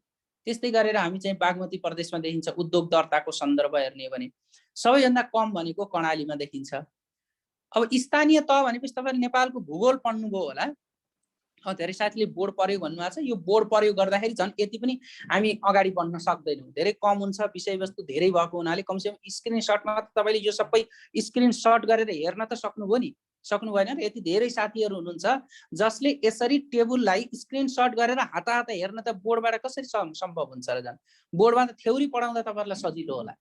ओके, अनि त्यसपछि अर्को भनेको स्थानीय तहको संख्या कति हो त। ओभरअल चाहिँ नेपालको पिक्चर भन्यो भने तपाईले नेपालको भूगोल पढ्दा पढ्नु होला। जस्तो सबैभन्दा बढी 1 नम्बर प्रदेशमा स्थानीय तह बढी छन् कि 2 नम्बरमा छ कि 3 नम्बरमा छ कि हो। यसरी हेर्नको निम्ति त प्रदेश वाइजका स्थानीय तह जान्नु पर्यो। जस्तो हाम्रो स्थानीय तह भनेको सबैभन्दा बढी भएको भनेको कहाँ छ, 1 नम्बर प्रदेशमा 137 छ, 2 नम्बर प्रदेशमा भनेको 136 छ। हाम्रो स्थानीय तह भनेको फेरि के हो भन्नु होला, यानी महानगरपालिका, उपमहानगरपालिका, नगरपालिका र गाउँपालिकाहरू हुन् नि त फेरि हैन। अब हो त्यो महानगरपालिका, उपमहानगरपालिका र नगरपालिका भनेका यी भनेको स्थानीय तह हुन्। यी स्थानीय तह प्रदेश वाइज रूपमा चाहिँ 1 नम्बर प्रदेशमा बढी छ, 2 नम्बरमा 136, त्यसपछि बागमतीमा 119, त्यसपछि गण्डकीमा 85 हैन, लुम्बिनीमा 109, कर्णालीमा चाहिँ 79 अनि त्यसपछि सुदूरपश्चिममा चाहिँ 88 छ। तपाईलाई कहिलेकाहीँ यति मात्रै नदिएर अझै अर्को कुरा के सोध्न सक्छ भने सबैभन्दा बढी स्थानीय तह हुने जिल्ला कुन हो भनिदिन सक्छ। ल हेर्नुस् त, जिल्ला भन्यो भने कला भन्छौँ हामीले, 70 ला भन्छौँ नि हैन। सबैभन्दा बढी निर्वाचन क्षेत्र हुने जिल्ला कुन हो भन्न सक्छ हैन। सबैभन्दा कम चाहिँ अथवा हुने स्थानीय तह हुने जिल्ला कुन हो भन्न सक्छ नि त। और यस्ता कुराहरू जान्नको निम्ति तपाईले नेपालको भूगोल पढ्नुभयो होला पक्कै पनि। नेपालको भूगोल पढ्दाखेरि अझ मैले त्यो बनाएको थिएँ, त्यो तपाईलाई पछि शेयर गरिदिउँला, नभए ठ्याक्कै यस्तै चार्टको रूपमा के कुन जिल्लामा कति पर्छ, कुन प्रदेशमा कति पर्छ, कुनमा बढी छ भन्ने कुरा मैले त यहाँ तपाईलाई अलिकति देखाउनको निम्ति। त्यसपछि बेरोजगार संख्या हेर्ने हो भने नेपालको ओभरअल रूपमा यहाँ 1000 मा भनेको छ। यो पनि पछिल्लो डेटा अनुसार चाहिँ सबैभन्दा बढी बेरोजगारी संख्या भएको भनेको त कहाँ आउँछ भन्दाखेरि ल हेर्नुस् कहाँ देखिन्छ त भन्दा 300 भनेको 100 भनेपछि 317 2 नम्बर प्रदेशमा देखिन्छ सबैभन्दा बढी बेरोजगारी र गरिबीको अवस्था चाहिँ है। अनि त्यसपछि अब त्यस्तै गरेर हेर्ने भने कम चाहिँ कहाँ देखिन्छ भन्दा जनसंख्याको तुलनात्मक हिसाबले भन्दा गण्डकीमा जम्मा चाहिँ कति देखिन्छ त भन्दा 60,000 देखिन्छ। 59,000 भनेको सुदूरपश्चिममा देखिन्छ। यस्तो अवस्था छ। त्यस्तै बैंक तथा वित्तीय संस्थाको शाखा भनेको बैंक एक्सेस पुगेको अथवा बैंकका विभिन्न किसिमका शाखाहरू र नागरिकसँगको पहुँच पुगेको हेर्दाखेरि यिनीहरूको शाखा जहाँ बढी पुग्यो त्यहाँनिर चाहिँ नागरिकको पहुँच पुग्यो भन्ने हो है। यस्तो अवस्था देखिन्छ। यो पनि हेर्दाखेरि हामी सबैभन्दा बढी चाहिँ कहाँ देख्छौँ त भन्दाखेरि स्वतः रूपमा बागमतीमै देख्छौँ 2600 छ। त्यसपछि चाहिँ लुम्बिनीमा चाहिँ 2026 छ। यसरी चाहिँ हेर्न सक्छौँ। त्यसपछि चाहिँ 1600 चाहिँ 1 नम्बर प्रदेशमा छ। सबैभन्दा कम भनेको त कहाँनिर देखिन्छ भन्दा कर्णालीमा देखिन्छ। यो नेपालको रियल पिक्चर हो हाम्रो प्रदेश वाइज रूपमा हेर्दाखेरि।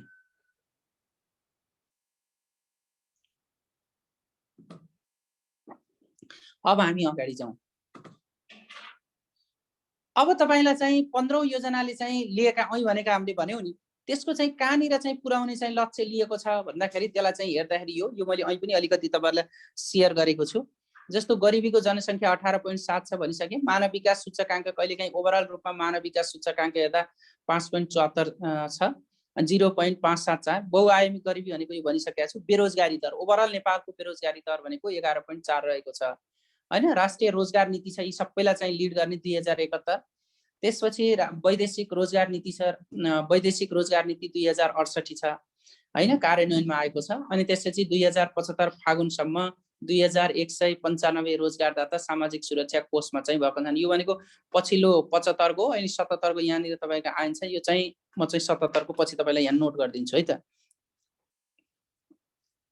ओके ल, यहाँसम्म आइपुग्दा नेपालको 7 वटा प्रदेशको केही चाहिँ हामीले इकोनोमिक्सको रियल पिक्चर चाहिँ हेर्यौं। अब चाहिँ तपाईले यो हेर्न पर्यो, यो पनि हाम्रो आर्थिक सर्वेक्षण। फेरि यहाँ के हुन्छ भने तपाईले कहिलेकाहीँ अब के थाहा पाउनु होला भने जस्तो अहिले हाम्रो जनगणना हुँदैछ। हाम्रो जनगणना कति वर्षमा हुन्छ? 10 वर्षमा हुन्छ। त्यस्तै गरेर आर्थिक गणना हुन्छ। आर्थिक गणना 5 वर्षमा हुन्छ। हेर्नुस् है। त्यस्तै गरेर बाघ गणना कति वर्षमा हुन्छ? यहाँले नोट गर्दा पनि हुन्छ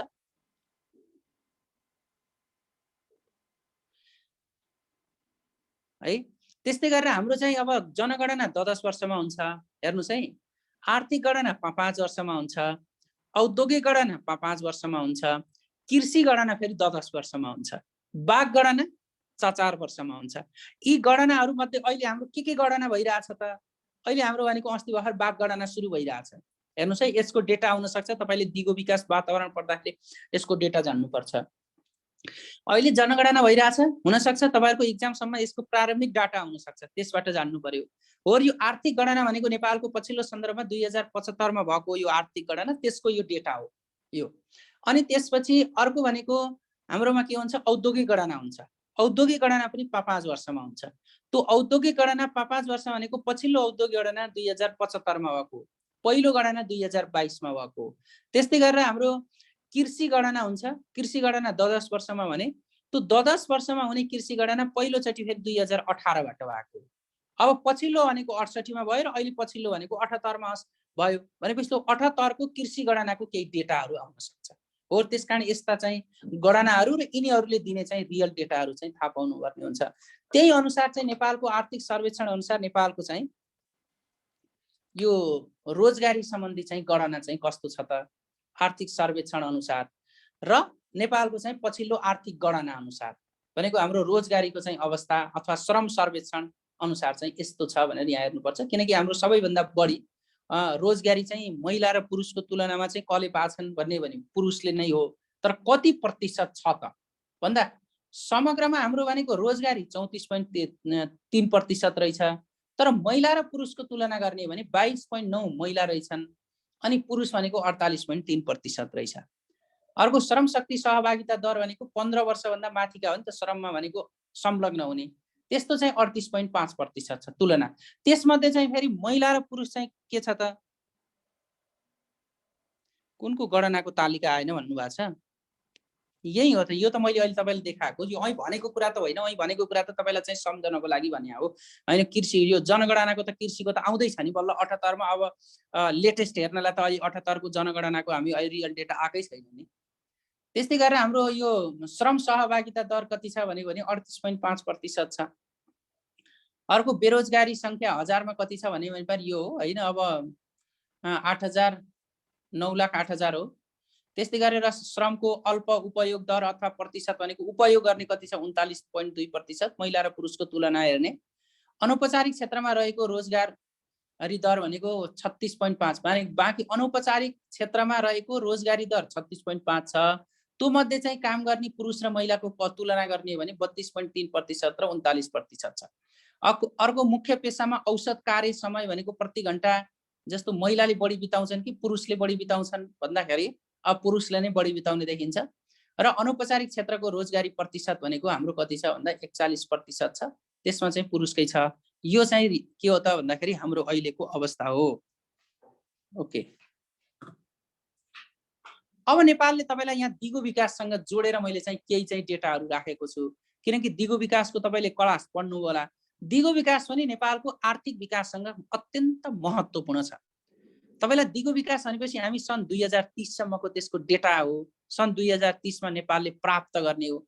2030 सम्म नेपालको पूर्वाधारको विकास गर्दाखेरि कहाँसम्म पुर्याउने चाहिँ लक्ष्य हो र अहिले हामीले भनेको गरिबीलाई चाहिँ कहाँ चाहिँ झार्ने यसको लक्ष्य छ भन्यो भने पार यो चाहिँ गरिबी चाहिँ 5% भन्दा कममा चाहिँ झार्ने छ। हेर्नुस् है, एकपल्ट यसलाई चाहिँ एकदम क्लियरली हेर्नुस् त।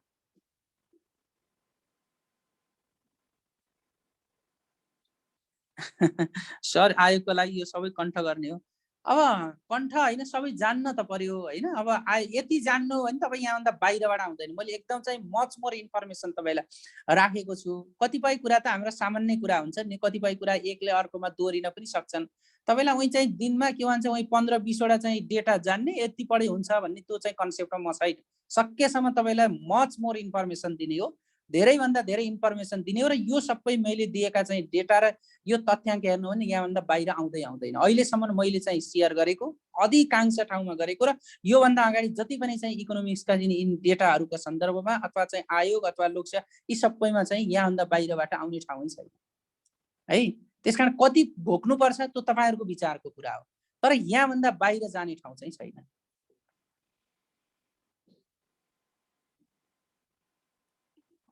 ओके,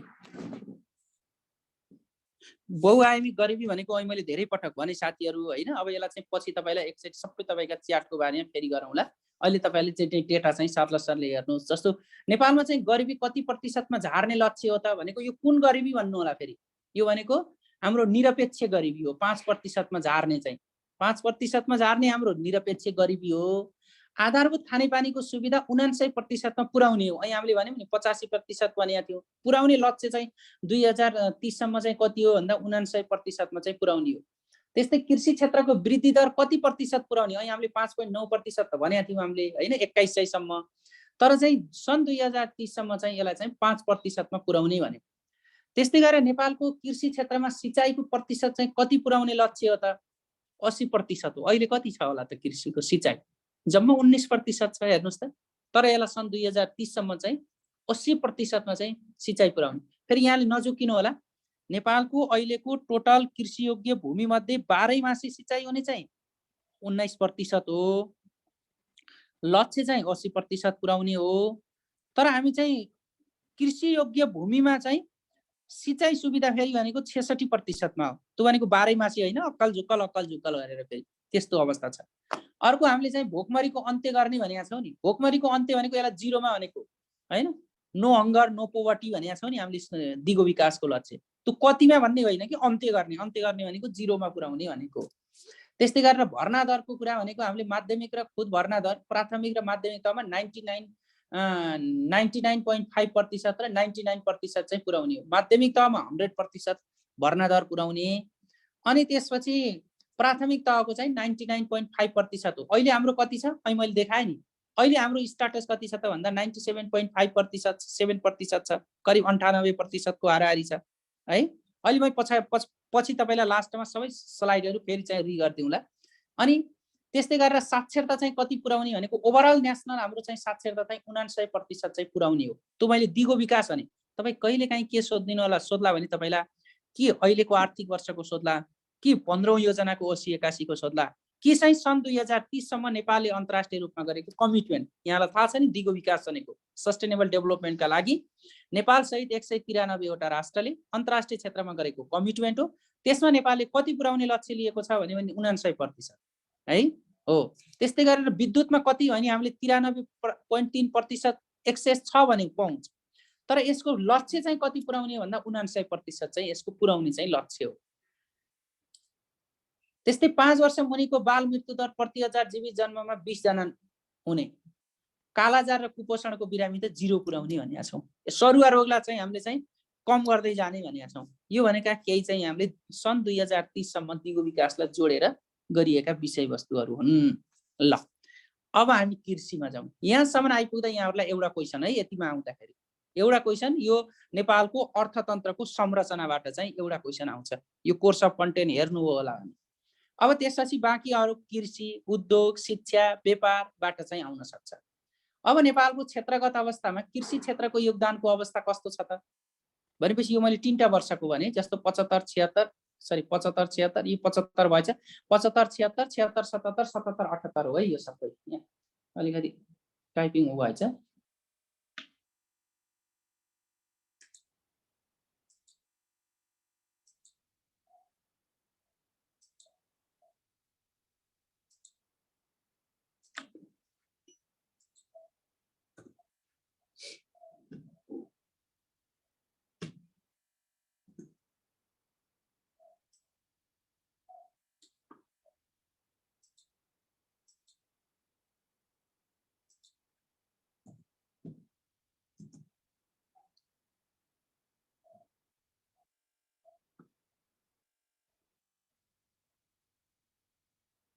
यो 75 76 को भयो, यो चाहिँ 76 77 है।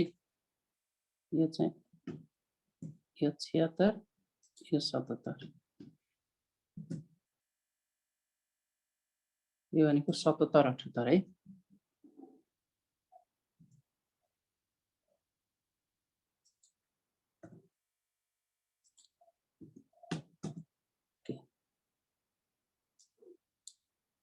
ओके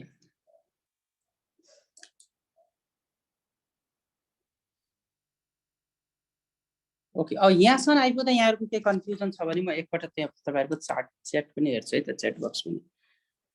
ओके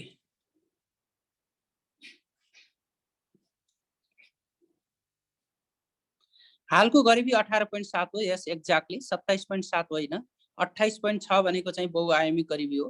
नेपालको हालको आर्थिक वृद्धि दर कति हो? एकदम गुड, राइट क्वेसन सोध्नु भएको छ। नेपालको हालको भन्यो भने 77 सम्मको। ओके यहाँ चाहिँ उ भएछ है।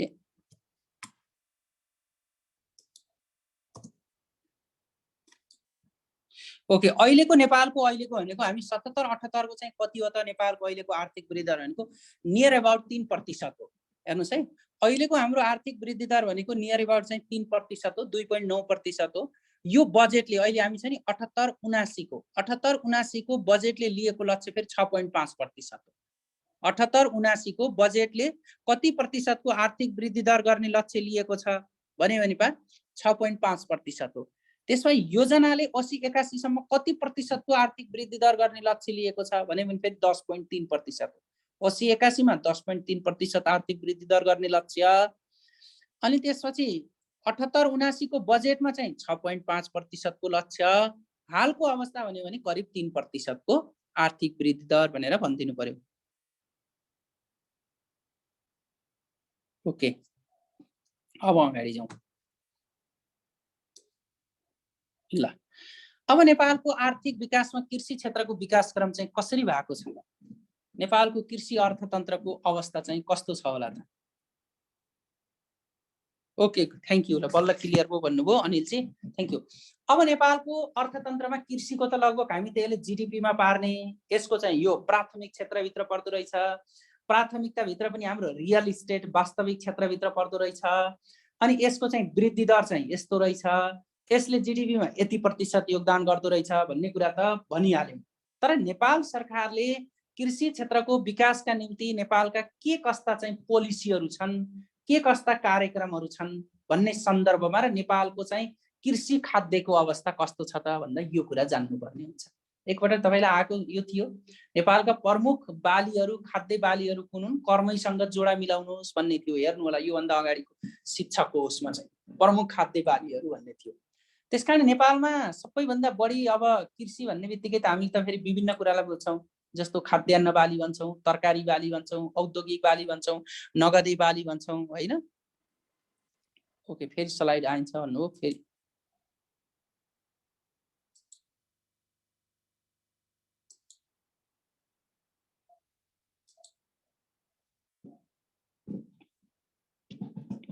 ओके नेपालको कृषिमा खाद्य बालीको अंश 45.2% छ। सबैभन्दा बढी भनेको त हाम्रो खाद्य बाली रहेछ कि टोटल बालीहरू मध्ये खाद्य बाली, तरकारी बाली, नगदे बाली यी सबै छन् नि, दलहन बाली, मसुरो बाली हैन, यीहरू अथवा चाहिँ मसला बालीहरू मध्ये सबैभन्दा बढी हामीले खाने भनेकै के हो त फेरि खाद्य बाली हो। खाद्य बाली भित्र चाहिँ यसको चाहिँ हैसियत भनेको 45.2% छ। त्यसपछि तरकारीको अंश 16.8% छ। औद्योगिक बालीको अंश चाहिँ 14.5 छ, जो भनेको उत्पादन योग्य वस्तु तथा सेवा वस्तुहरू बुझिन्छ ती भनेका। नगदी बाली भनेको 13.3% छ हैन, जस्तो नगदी बाली भनेर हामीले केला भन्छौँ त उखु, चिया, कफी यिनीहरू नगदी बालीहरू हुन् हैन। त्यसपछि अन्य बाली भनेको त्यो बाहेक अरू पनि छन् नि फेरि विभिन्न किसिमका, हो त्यसलाई चाहिँ 10.2% रहेको। अनि दलहन बाली भन्नाले फेरि मसुरो, चना, अरहर, अदर यिनीको भनेको टोटल फेरि चाहिँ दलहन मध्ये चाहिँ सबैभन्दा बढी चाहिँ उपभोग गर्नेको हिसाबले फेरि कुन छ भन्दा मसुरो चाहिँ 65% छ।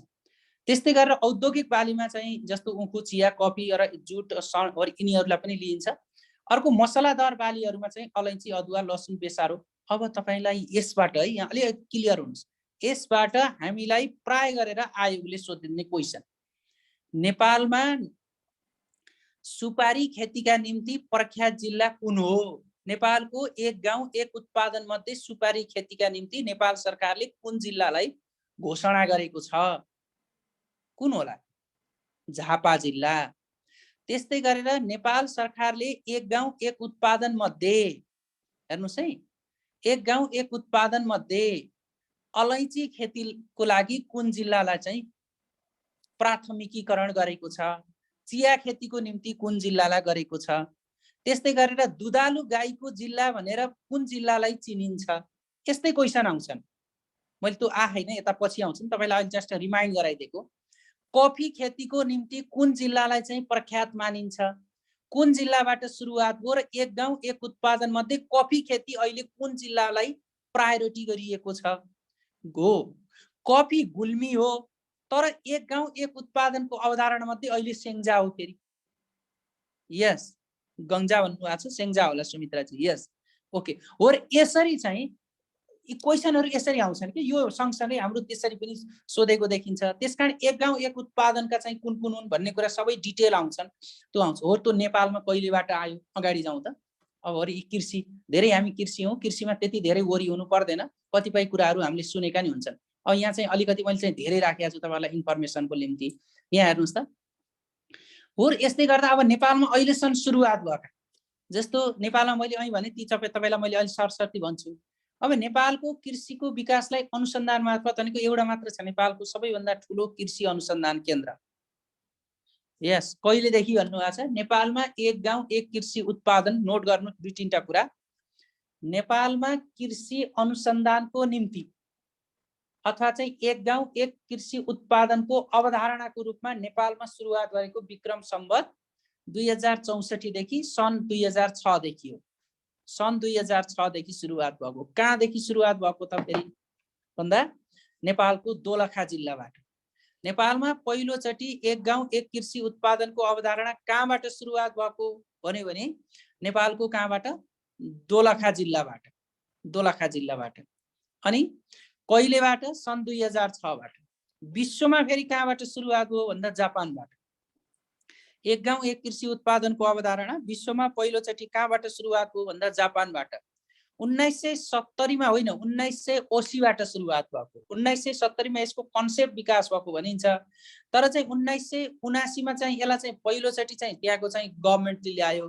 तर 1980 मा पहिलोचोटि यसलाई त्यहाँको मोरिहितो भन्ने जापानका पूर्व गभर्नर, मोरिहितो भन्ने जापानका पूर्व गभर्नरले 1980 बाट चाहिँ सुरुवात गरेका हो। र त्यही एक गाउँ एक कृषि उत्पादनको अवधारणा नेपालमा चाहिँ सुरुवात हो। त्यो भनेको दोलखा जिल्लाबाट। कुन विषय भन्दा लोकता। यस, नेपाली कागज बनाउने त्यो लोकता चाहिँ बाट सुरुवात भएको। यसरी नेपालमा कृषिको चाहिँ एक गाउँ एक कृषि उत्पादनको अवधारणा आएको। अब बुझिहाल्नुभयो। र अहिलेसम्म यस्तो कतिवटा जिल्लामा पुगेको होला त यस्तो अवधारणा? त्यहाँबाट सुरुवात भएको। र लक्ष्य चाहिँ कति होला? लक्ष्य भनेको नेपाल सरकारले कति पुर्याउने हो त भन्दाखेरि 77 जिल्ला हो, पुरै जिल्ला। अहिलेसम्म आइपुग्दा 46 वटा जिल्ला पुग्यो। यस, गत वर्ष चाहिँ हामी चाहिँ करिब 42 जिल्लामा थियौँ। अहिलेसम्म आइपुग्दा हामी चाहिँ यो चाहिँ 46 वटा जिल्लामा चाहिँ यस्तो एक गाउँ एक कृषि उत्पादनको अवधारणा गयो। अब यस्तै मध्ये चाहिँ मैले भने कोही चाहिँ दुधालु गाईको निम्ति, कोही कफीको निम्ति, कोही चिया, कोही अलैँची, कोही अदुवा, कोही अम्रिसो, कोही दलन, कोही मह, कोही कागज, हाते कागज भइहाल्यो होइन। अनि त्यसपछि कोही चाहिँ सल्य अदुवा, जस्तो अदुवाको निम्ति सल्यानको मालनेटा भने जस्तै यी विभिन्न कार्यक्रमहरू छन्। यिनी त तपाईँले जता पनि भेटाउनुहुन्छ त्यही नै कुरा हो है। अब नेपालमा नीतिगत रूपमा पहिलोचोटि भूमि नीति कहिले आयो? 2000 नेपालमा भू उपयोग नीति भनेर 2072 भनेपछि कृषि नीति कहिले आयो? 2061 मा आयो। हेर्नुहोस् है, यहाँ मैले विभिन्न कुरा भनेको छु। यी सबै 10 वर्षे कृषि नीति कहिले आयो? 1976 मा आएछ होइन। अब सबै उसको निम्ति, कृषिको निम्ति उपयुक्त हुने माटो कस्तो माटो? पागो माटो होइन हो यस्तै। अब नेपालमा सबैभन्दा बढी खाद्य उत्पादन हुने जिल्ला कुन हो? झापा हो। तर तपाईँलाई 7 वटा प्रदेश मध्ये सबैभन्दा बढी उत्पादन हुने कुन हो भन्यो भने पर के भन्ने? सबैभन्दा बढी धान उत्पादन हुने जिल्ला भन्यो भने झापा भन्न पर्यो। प्रदेश भन्यो भने त 2 नम्बर प्रदेश भन्न पर्यो। तर सबैभन्दा बढी लगाउने भन्यो भने यहाँ साथीले लेखेको मोरङ हो। जस्तो सबैभन्दा बढी लगाउने चाहिँ मोरङ, उत्पादन हुने चाहिँ झापा रहेछ के हेक्टर क्षेत्रफलको हिसाबमा। ओके, यसरी चाहिँ हेर्न सकिन्छ। अब अगाडि जाउँ। अब नेपालका प्रमुख खाद्य बाली कुन हुन् भने पर यिनी भन्न पर्यो। किन यिनी भने त जस्तो धान, मकै, गहुँ, कोदो, पछि अर्को प्रमुख बाली थियो जौँ। धान, मकै, गहुँ, कोदो, जौँ हो। जौँ पछि अझै फापर हो होइन। त्यसभन्दा अझै पछि जाने भने 3 वटा बाली भनौँ भने धान, मकै, गहुँ। किनकि टोटल उत्पादन मध्ये चाहिँ धान मात्रै चाहिँ 55% उपभोग हुन्छ अरे नेपालमा, बाँकी 45% अरू हुन्छ अरे। त्यसकारण हामी भनेका भाते नै रहेछौँ के। बढी उपभोग गर्ने पनि, उत्पादन गर्ने पनि, उपभोग गर्ने पनि धान हो। त्यस्तै कोदो उत्पादनको प्रमुख क्षेत्र कहाँ हो भनेपछि पहाडी। धान उत्पादनको प्रमुख क्षेत्र तराई हो। जहाँकि टोटल उत्पादन मध्ये करिब चाहिँ 70 देखि 75% चाहिँ धान उत्पादन चाहिँ तराईमा हुन्छ। अनि विश्वमा सबैभन्दा बढी कफी हुने त ब्राजिल हो। स्टार्टिङ चाहिँ गुल्मीबाट भएको 2011 मा। कफी उत्पादनको सुरुवात 2011 बाट भएको, तर यसको चाहिँ व्यावसायिक सुरुवात भनेको फेरि 2000 कतिबाट भएको त भन्नुहुन्छ भने 41 बाट चाहिँ यसलाई व्यावसायिक रूपमा चाहिँ सुरुवात भएको। यसरी चाहिँ हेर्न सकिन्छ। अर्को विश्वको पहिलो नगदे बाली मैले अघि नै भने चिया हो। तर यसका प्रमुख उत्पादन गर्ने भारत, श्रीलङ्का, केन्या, इन्डोनेसिया र चीन हुन्। अब नेपालमा चियाका निम्ति भनेर 5 वटा जिल्लालाई सरकारले वर्गीकरण गरेको छ नेपालको चिया उत्पादनका। जस्तो इलाम हो, पाँचथर हो, झापा हो हैन, धनकुटा हो र तेह्रथुम हो। यी भनेका हाम्रा चाहिँ के हुन् त भन्दाखेरि फेरि चिया उत्पादनका निम्ति चाहिँ प्रमुख 5 वटा जिल्ला भनेर चाहिँ उल्लेख गरेको छ। नेपालमा उत्पादन हुने 4 प्रमुख नगदे बाली भन्यो भने फेरि कुन हुन् त नगदे बाली? ओके, एक गाउँ एक उत्पादनको अवधारणा अहिले मैले भनेकै दोलखा जिल्लाबाट सन् 2006 मा कसको पालामा भन्न सक्छ? गिरिजाप्रसाद कोइराला प्रधानमन्त्री भएको बेलामा सुरुवात भएको। त्यसकारण प्रधानमन्त्री गिरिजाप्रसाद कोइराला सन् 2006 मा विश्वमा 1980 जापानबाट र नेपालमा लोकताको खेतीबाट सुरुवात गरिएको भनेर बुझ्नु पर्यो। त्यस्तै गरेर नेपालका नगदी बालीको सन्दर्भमा यिनी भएको हो। यहाँनिर छ तपाईले भनेको कुरा यही नै आइहाल्यो। यी 63 आर्थिक वर्ष बजेटबाट सुरुवात भएको, सन् 2006 दोलखा जिल्लाबाट सुरुवात भएको।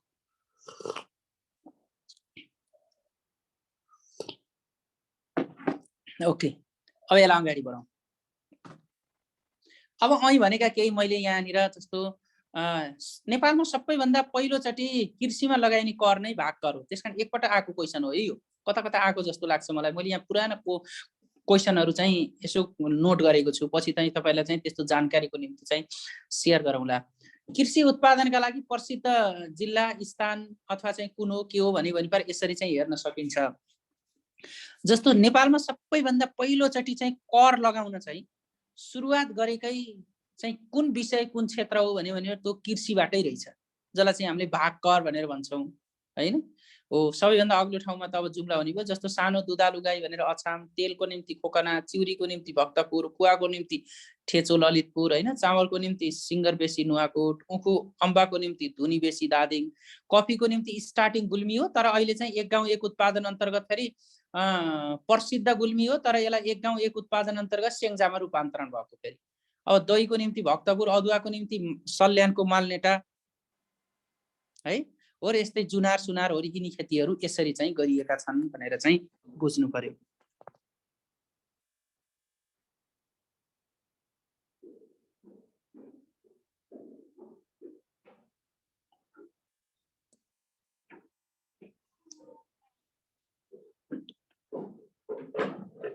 ओके ओके ल हेर्नु होला है। अब अगाडि जाउँ।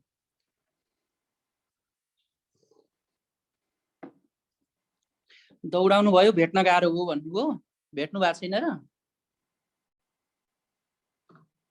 ओके अब यहाँनिर हामीले अलिकति कृषिमा केही सुरुवात गरेका केही 2-3 वटा यहाँहरूले एकदमै सम्झनै पर्ने कुराहरू छन्। एक गाउँ एक स्थानीय एक उत्पादन कार्यक्रम चाहिँ मैले अघि भने दोलखाबाट सुरुवात भएको। अब नेपालमा 2-3टा भनेको सबैभन्दा ठुलो भनेको राशिको जस्तो सर्वोत्कृष्ट राष्ट्रपति कृषक पुरस्कार भन्ने छ। सर्वोत्कृष्ट राष्ट्रपति कृषक पुरस्कार भनेर चाहिँ नेपालमा सुरुवात भयो। यो पहिलोचोटि हो। सन् के भन्छ विक्रम सम्वत 2072बाट सुरुवात भएको एउटा। अनि यो प्रत्येक वर्ष दिइन्छ। हेर्नु सर्वोत्कृष्ट राष्ट्रपति कृषक पुरस्कार भनेर कहिले दिइन्छ भन्दाखेरि धान दिवसको दिन दिइन्छ। नेपालमा त्यस्तो धान दिवस भनेर कहिले पर्छ भन्दा असार 15लाई चाहिँ धान दिवसको रूपमा मनाइन्छ, जुन चाहिँ नेपालको कृषि दिवस पनि हो। र यस्तो धान दिवस र कृषि दिवस भनेर नेपालले मनाउन लागेको भनेको कहिलेदेखि हो त भन्नुहुन्छ भने 2061 सालदेखि हो। अब तपाईलाई सोध्न सक्ला नेपालमा धान दिवस कहिले पर्छ, कहिलेदेखि मनाउन लागियो, अहिलेसम्म 78 सालसम्म आइपुग्दा कति पटक मनाइयो भन्दाखेरि 2061बाट मनाइयो। त्यसपछि 78मा हुँदा 18 वर्ष भयो होला हैन। हो र यही बेलादेखि नेपालले सर्वोत्कृष्ट राष्ट्रपति कृषक पुरस्कार भनेर फेरि सुरुवात गरेको फेरि 2072बाट हैन। हो 2072मा नेपालले पहिलोचोटि सर्वोत्कृष्ट राष्ट्रपति कृषक पुरस्कार भनेर कला दियो त भन्दा पहिलोचोटि सर्वोत्कृष्ट राष्ट्रपति कृषक पुरस्कार भनेर यो कला दिएको थियो भन्दाखेरि कालु हमाल भनेर लाई दिएको थियो, जुन कालु हमाल नेपालको पहिलोचोटि यो कृषि पुरस्कार पाउने व्यक्ति हुन्। उनी कैलालीका हुन्। उनले चाहिँ केरा खेती गरेबापत प्राप्त गरे। तपाईले स्क्रिन गरेर तपाईले हाइलाइट गर्न सकिहाल्नुहुन्छ नि आफ्नोमा। यहाँभन्दा ठुलो भयो भने त यति फ्री अक्षर देखिँदैन है। अनि त्यसपछि यो सँगसँगै नेपालको प्रत्येक वर्ष चाहिँ यस्तो पुरस्कारको राशि राख्न थालिएर राष्ट्रपतिले दिन लागेको नेपालको सबैभन्दा ठुलो पुरस्कार कतिजनालाई दिइन्छ? सर्वोत्कृष्ट राष्ट्रपति कृषक पुरस्कार एकजनालाई 2 लाखको दरले दिइन्छ भने सर्वोत्कृष्ट पुरस्कार एकजनालाई दिँदाखेरि उत्कृष्ट राष्ट्रपति कृषक पुरस्कार फेरि 4 जनालाई दिइन्छ। और यसरी यहाँ कुन कुनलाई दिएका थिए हेर्नु होला। अर्को यहाँले बिर्सनै नहुने चाहिँ के हो भन्दा नेपालमा चाहिँ पहिलोचोटि वैज्ञानिक व्यवस्थापनमा कृषिको विकास गरिएको त्यस्तो प्रविधिको नाम चाहिँ टिस्यु कल्चर हो है। कृषिमा पहिलोचोटि प्रयोग गरिएको त्यस्तो प्रविधिको नाम के थियो भन्दा टिस्यु कल्चर भन्ने थियो। त्यो टिस्यु कल्चर केसँग सम्बन्धित छ भन्दा तलपट्टि आलु फलाउने र माथिपट्टि गोलबेडा फलाउने भनेको डबल हैन, डबल एग्रिकल्चर प्रोडक्ट गर्ने चाहिँ प्रविधि हो। त्यो नेपालमा चाहिँ कसले सुरुवात गरेको भन्दा कृषि अनुसन्धान केन्द्र, जसलाई हामीले नार्क भन्छौँ, NARC नार्क, national agriculture research council. त्यो नेपालको सबैभन्दा ठुलो एग्रिकल्चर को चाहिँ अनुसन्धान केन्द्र हो। त्यसले नेपालको गोदावरी ललितपुरको गोदावरीमा पहिलोचोटि सुरुवात गरेको थियो, जसलाई टिस्यु कल्चर भनिन्छ। अब तपाईलाई यही सँगसँगै एउटा कुरा हेर्नुस् त, नेपालमा यो खाद्य सुरक्षा भन्ने पनि छ। यो खाद्य सुरक्षा सम्बन्धी नेपाल पक्ष राष्ट्र पनि हो। हेर्नुस् है, खाद्य सुरक्षामा नेपाल पक्ष राष्ट्र पनि हो र नेपालको संविधानमा पनि उल्लेख गरेको छ। सायद यहाँहरूले चाहिँ संविधान पढिसक्नु भएको छ होला। नेपालको संविधानको कति धारामा खाद्य सुरक्षा भनेर कृषिलाई उल्लेख गरेको छ नेपालको संविधानको?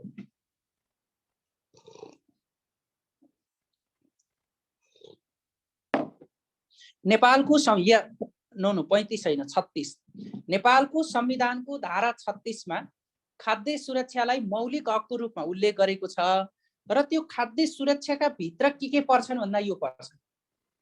हेर्नुस्, खाद्य सुरक्षाका मेन डाइमेन्सनहरू के हुन् अथवा त्यसका क्षेत्रहरू के हुन्, खाद्य सुरक्षाभित्र के पर्छ भन्यो भने खाद्य सुरक्षाभित्र यी चारवटा कुरा पर्छ, जसलाई हामी चाहिँ food availability, access of food, food utilization and food stability, खाद्यको उपलब्धता, खाद्यको पहुँच, खाद्यको उपयोग र खाद्यको स्थिरता भनेर बुझ्छौँ। यो नै के हो त भन्दा खाद्य सुरक्षाका आयामहरू हुन्। यो नेपालको मौलिक हकभित्र हो।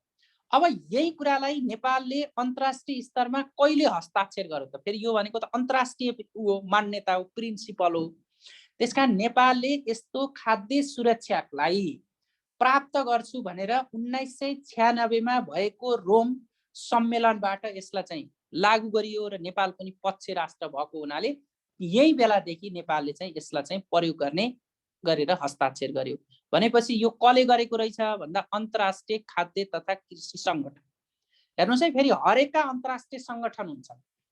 जस्तो कृषिको अन्तर्राष्ट्रिय संगठनलाई चाहिँ के भनिन्छ? 76-77 मा दिएन। 76-77 र 77-78 मा नेपाल सरकारले यो कोभिड पश्चात चाहिँ यो सर्वोत्कृष्ट राष्ट्रपति कृषक पुरस्कार भनेर घोषणा गरेको छैन, त्यसकारण चाहिँ यसको चाहिँ छैन। अब त्योभन्दा अगाडि चाहिँ गरेको छ। ओके, अनि त्यसपछि मैले के भने यो भन्दैछु, खाद्य सुरक्षाको सन्दर्भमा 1996 मा यसको रोम सम्मेलनले यसलाई चाहिँ यता चारवटा आयाम गर्यो। नेपाल यसको पक्ष राष्ट्र हो, त्यसकारण नेपालले संविधानमा पनि यसलाई उल्लेख गर्यो। भनेपछि अन्तर्राष्ट्रिय खाद्य तथा कृषि संगठनको केन्द्रीय कार्यालय फेरि कहाँ होला त भन्दा यो इटलीको रोममा छ। भनेको अन्तर्राष्ट्रिय रूपमा सबै देशहरूको यो साझा संगठन कृषिको संगठनलाई चाहिँ हामीले के भन्छौँ भन्दा अन्तर्राष्ट्रिय खाद्य तथा कृषि संगठन भन्छौँ, जसको केन्द्रीय कार्यालय कहाँनिर छ? इटलीको रोममा छ भनेर भन्नु पर्यो। जस्तो तपाईले संयुक्त राष्ट्र संघ युएनहरू पढ्नुभयो होला, त्यो पढ्दा हरेकका विशिष्टीकृत संस्था हुन्छन्, त्यसका हरेकका केन्द्रीय कार्यालय हुन्छन्, त्यो हरेकका चाहिँ हरेकसँग नेपालको चाहिँ एफिलिएसन हुन्छ। त्यस्तै यो चाहिँ कृषि संगठन हो भनेर बुझ्नु पर्यो।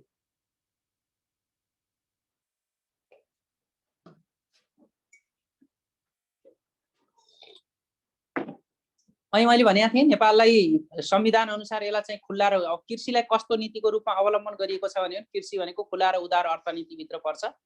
खाद्य सुरक्षालाई वर्तमान संविधानको धारा 36 मा उल्लेख गरेको छ। नेपालमा सर्वप्रथम 2021 सालमा भूमि सुधार ऐनको व्यवस्था गरियो। त्यसपछि 2024 सालमा यो त यहाँहरूलाई थाहा छँदैछ कृषि विकास बैंकको स्थापना। अब नेपालमा कृषि मन्त्रालयको स्थापना चाहिँ कहिले गरियो होला यो पनि थाहा पाइराख्नु। 2030 सालमा हो नेपालमा पहिलोचोटि कृषि मन्त्रालयको। त्यसपछि नेपालमा पहिलोचोटि कृषि नीतिको कुरा चाहिँ 2061 मा गरियो। अनि व्यावसायिक कृषि नीतिको कुरा 2063 मा। अर्को कुरा यहाँले दुईटा बिर्सनै नहुने, नेपालमा प्रधानमन्त्री आधुनिक कृषि कार्यक्रम भनेर चाहिँ सुरुवात भएको छ। अहिले प्रत्येक स्थानीय तहमा प्रधानमन्त्री आधुनिक कृषि कार्यक्रम भनेर चाहिँ सुरुवात भएको छ। यो कहिलेदेखि सुरुवात भयो होला त? प्रधानमन्त्री आधुनिक कृषि कार्यक्रम भनेर। प्रधानमन्त्री आधुनिक कृषि कार्यक्रम यस 2073 यस हाम्रो चाहिँ 2073 को बजेट मार्फत घोषणा भएको कार्यक्रम हो यो प्रधानमन्त्री आधुनिक कृषि कार्यक्रम। एक्ज्याक्टली यो सबै पालिकाहरूमा लन्च छ। अर्को भनेको कृषि ज्ञान केन्द्र भनेर पनि सुरुवात भएको छ नेपालमा। कृषि ज्ञान केन्द्र, कृषि ज्ञान केन्द्र भनेर नेपालमा चाहिँ कहिले सुरुवात भएको छ त भन्दाखेरि नेपालमा कृषि ज्ञान केन्द्र भनेर 2076 को बजेटबाट सुरुवात भएको कृषि ज्ञान केन्द्र। र कहिलेकाहीँ यहाँहरूलाई यो पनि सोध्न सक्छ, ख्याल गर्नु होला कसको पालामा भएको। जस्तो प्रधानमन्त्री आधुनिक कृषि कार्यक्रम भन्यो भने प्रधानमन्त्री प्रचण्ड थिए 2073 मा। कृषि ज्ञान केन्द्र भन्यो भने 2076 मा प्रधानमन्त्री को थिए त भन्दाखेरि पुष्पकमल दाहाल थिए। यसरी चाहिँ हेर्ने गरिन्छ। ल यहाँसम्म आइपुग्दा हामी कृषिको कुरा पनि गर्यौं, नेपालमा कृषिको विकासको क्रम पनि गर्यौं, अर्थतन्त्रमा समग्र आर्थिक क्रियाकलापको विकासको कुरा पनि गर्यौं। केही छ यहाँहरुको कन्फ्युजन भने म केही यहाँहरुका जिज्ञासा हेर्छु। अब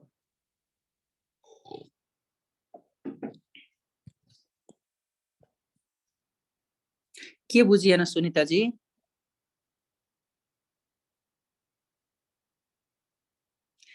कृषि ज्ञान केन्द्र कसको पालामा? कृषि ज्ञान केन्द्र 2076 मा केपी ओली प्रधानमन्त्री। 2076 मा पुष्पकमल होइन, 2076 मा प्रधानमन्त्री त को थियो त भन्दा केपी शर्मा ओली। ओके, एकवटा सर र स्क्रिन हेर्नुस्।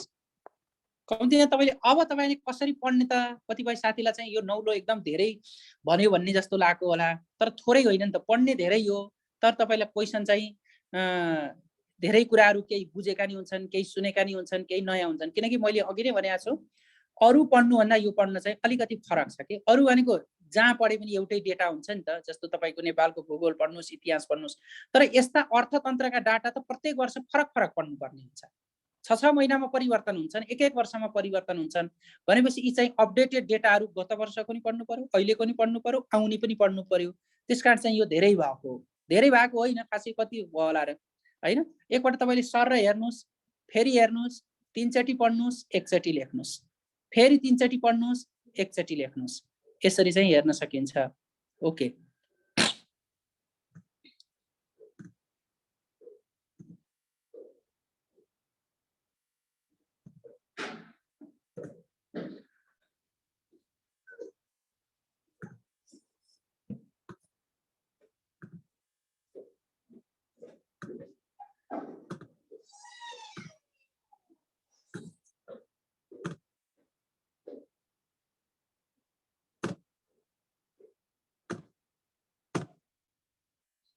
ल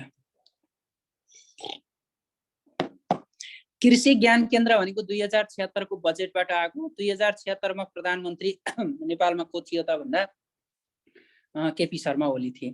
अब यहाँहरूले अहिले जान्नुपर्ने यी विषयवस्तुहरू त भए र यहाँहरूलाई एउटा टिप्स भन्नु, आजैदेखि यहाँहरूले के गर्नुहोस् भने एउटा चाहिँ पकेट डायरी बनाउनुहोस् र प्रत्येक दिन केही न केही तपाईँको चाहिँ ऊ निस्किरहेका हुन्छन् तथ्याङ्कहरू हैन, त्यसलाई नोट गर्दै गर्नुहोस्, सम्झन सजिलो हुन्छ। र यो सँगसँगै अर्को कुरा यहाँहरूले के थाहा पाउनुहोस् भन्दा अलिकति चाहिँ नेटहरू सर्च गर्दाखेरि पनि सकेसम्म चाहिँ आर्थिकहरू विषयवस्तुहरू आर्टिकल आयो भने पर ती कुराहरूलाई नोट पनि गर्दै जानुहोस् र नेपालको सन्दर्भको कुरा पनि त्यसमा चाहिँ जोड्न सकिन्छ। 27.5 भनेको त्यो पुरानो हो, अहिले भनेको कृषिमा चाहिँ 25.8 हो, अहिले 77-78 को चाहिँ है।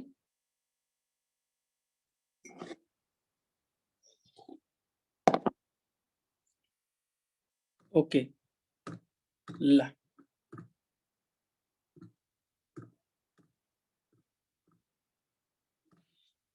अब उद्योगको कुरा अलिकति हामी उद्योगको स्टार्टिङ गरौँ। हेर्नुस्, उद्योगको कुरा, उद्योग भनेको नेपालको इतिहासमा त्यति लामो छैन। अब उद्योग भन्ने बित्तिकै यहाँहरूले पहिला 3टा कुरा मात्रै थाहा पाउनुहोस् त। नेपालमा औद्योगिक गणना कति वर्ष आउँदो रहेछ? 5 वर्षमा। मैले अघि पनि भनेको थिएँ नेपालमा औद्योगिक, अब तपाईँलाई म 5 मिनेट लिन्छु। नेपालमा औद्योगिक गणना कति वर्षमा हुन्छ? 5 वर्षमा हुन्छ। पहिलोचोटि नेपालमा औद्योगिक गणना चाहिँ कहिले भयो? 2022 सालबाट भयो। नेपालमा पहिलोचोटि औद्योगिक गणना 2022 सालबाट भयो औद्योगिक गणना, र पछिल्लो औद्योगिक गणना कहिले भयो? 2075 मा भयो। अनि पछिल्लो औद्योगिक गणना कति हो? 11औं औद्योगिक गणना हो। अनि पछिल्लो औद्योगिक गणना 2075 मा रहेछ, पहिलो औद्योगिक गणना 2022 मा भएको रहेछ। कति वर्षमा हुँदो रहेछ? 5 वर्षमा चाहिँ हुँदो रहेछ भनेर चाहिँ बुझ्नु पर्यो।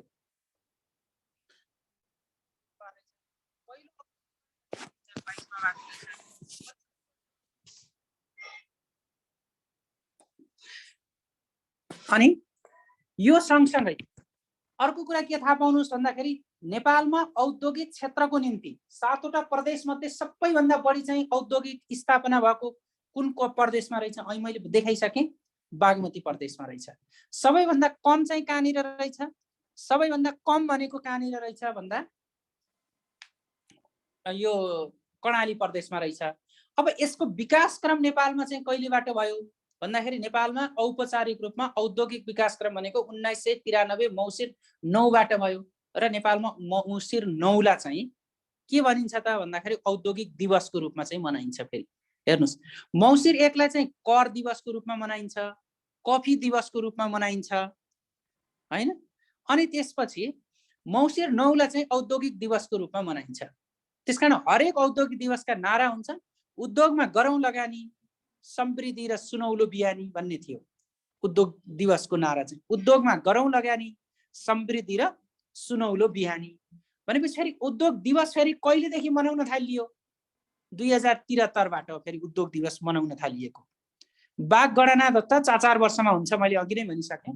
बाघ गणना भनेको हाम्रो 2000 यो अस्ति सुरुवात भएको छ, यो चितवन राष्ट्रिय निकुञ्जबाट सुरुवात भएको, 1 महिना अगाडि चाहिँ भएको।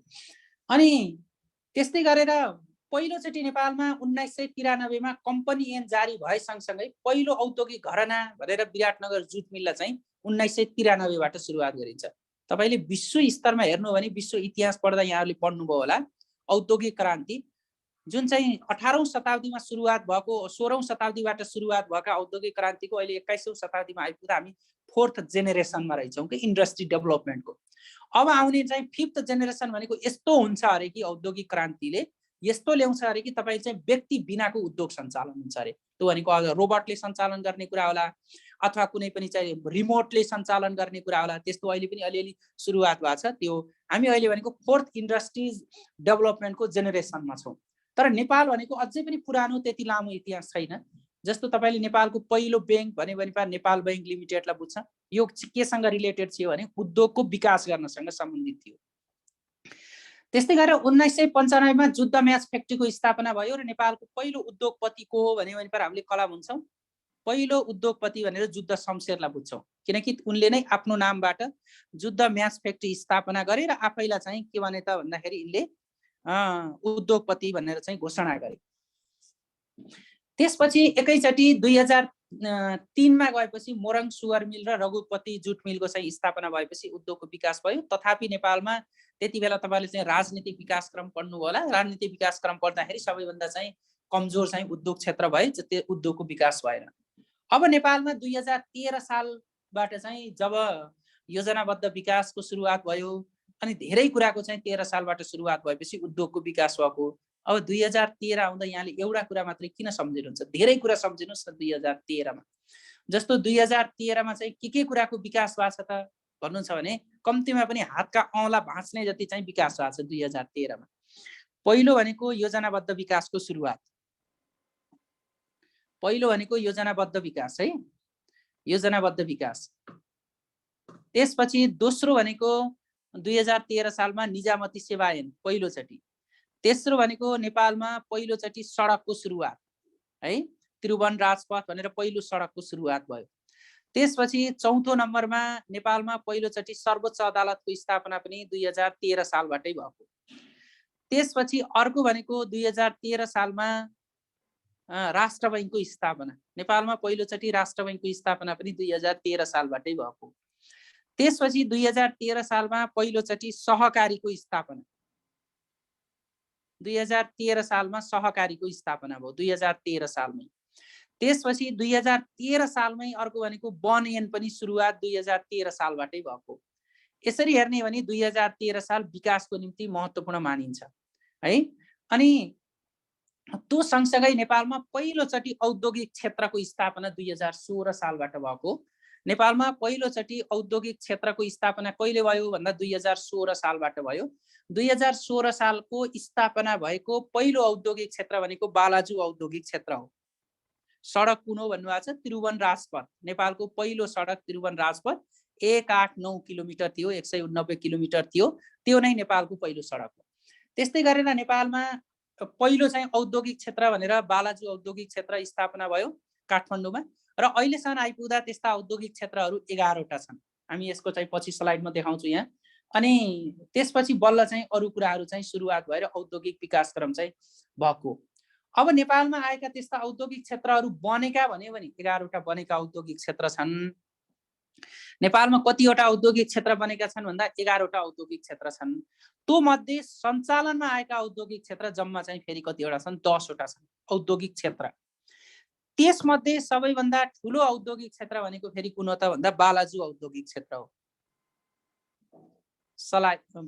बालाजु औद्योगिक क्षेत्र हो।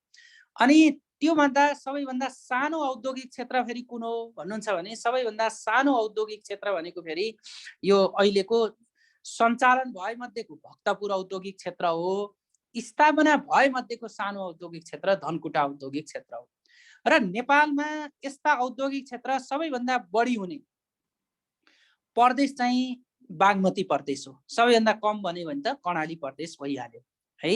नेपालमा पछिल्लो यस्ता बनेका 11वटा औद्योगिक क्षेत्र मध्ये सबैभन्दा बढी रोजगार दिने औद्योगिक क्षेत्र भनेको फेरि यो बालाजु औद्योगिक क्षेत्र, सबैभन्दा बढी रोजगारी दिने बालाजु औद्योगिक क्षेत्र हो। अनि सबैभन्दा बढी उत्पादन गर्ने औद्योगिक क्षेत्र भन्यो भने फेरि हेटौडा औद्योगिक क्षेत्र। हेर्नुस् है, बढी रोजगारी दिने बालाजु, बढी उत्पादन गर्ने हेटौडा, क्षेत्रफलमा चाहिँ सबैभन्दा चाहिँ फेरि ठुलो भएको हेटौडा औद्योगिक क्षेत्र, अनि क्षेत्रफलमा सानो भएको भनेको फेरि अहिलेको भक्तपुर औद्योगिक क्षेत्र हो। यसरी चाहिँ हेर्न सकिन्छ। र नेपाल सरकारले पछिल्लो औद्योगिक नीति ल्याएको छ। जस्तो पछिल्लो औद्योगिक नीति कति हो भने 2067 हो, जस अनुसार 23 जिल्लालाई अति कम अविकसित, 24 जिल्लालाई कम विकसित र 15 जिल्लालाई अविकसित क्षेत्र कायम गरेको छ। कहिलेकाहीँ यसैलाई सोधिन सक्छ, नेपालका 77वटा जिल्ला मध्ये चाहिँ हुन त यो 75 जिल्लाको हुँदाखेरिको वर्गीकरण हो औद्योगिक नीति 2067 ले। अहिले त हाम्रो चाहिँ कति छन् भन्दाखेरि 77वटा जिल्ला छन्। तर यो 75 जिल्ला हुँदाखेरि औद्योगिक नीति 67 ले वर्गीकरण गरे अनुसार 23 जिल्लालाई अति अविकसित भनेको उद्योगमा विकासै नभएका, 24वटा जिल्लालाई कम विकसित भएका र 15 जिल्ला चाहिँ अविकसित भएका भनेर यसरी चाहिँ वर्गीकरण गरेको थियो। नेपालमा प्रकृतिका आधारमा 9 प्रकारका उद्योगहरू हुन्छन्। त्यो भनेको कृषि, ऊर्जा हैन, अनि त्यसपछि पर्यटन, सञ्चार जस्ता भनेर 9 किसिमका छन्। नेपालमा चाहिँ 11औं औद्योगिक गणना 2075 अनुसार सबैभन्दा बढी उद्योग व्यवसाय दर्ता भएको प्रदेश भन्यो भने 3 नम्बर प्रदेश हो भने सबैभन्दा कम हुने चाहिँ कर्णाली प्रदेश हो। र सबैभन्दा बढी उद्योग दर्ता भएको जिल्ला भन्नु भने फेरि के भन्छ रूपन्देही हो। यही क्वेसन चाहिँ आएको थियो गत वर्ष। नेपालको सुपर जोन भन्नाले कुन जिल्लालाई चिनिन्छ भनेर। नेपालको सुपर जोन भनेको जहाँ बढी चाहिँ उद्योग दर्ता भए, व्यवसाय भए, विशेष आर्थिक क्षेत्र भए त्यस्तालाई चाहिँ हामीले चाहिँ सुपर जोनको रूपमा भनेर रूपन्देही जिल्लालाई चाहिँ चिनिन्छ। यसरी चाहिँ हेरिएको अवस्था छ है। अब नेपालमा उद्योगका रूपमा लगानीको हिसाबमा चाहिँ कसरी आयो भन्ने कुरा हो, यो कुरा हेरिन्छ। यहाँहरूले चाहिँ धेरै भयो भन्नुभएको छ। हो, यो सेज भनेको के हो अब आउँछु म। पहिला त मैले औद्योगिक क्षेत्र भने, औद्योगिक क्षेत्रपछि त्यसपछि सेज भन्ने छ, त्यसपछि हामीले औद्योगिक ग्रामहरू भन्ने छ, त्यसपछि औद्योगिक क्षेत्र, विशेष आर्थिक क्षेत्र, अनि त्यसपछि औद्योगिक ग्राम, अनि लगानीका आधारमा चाहिँ ठुला साना घरेलु उद्योगहरू, यिनको वर्गीकरण छ। हो, यसको पाटो चाहिँ हामी आउँछौँ। आज तपाईहरुले यति गर्ने कि अगाडि बढौं प्लिज।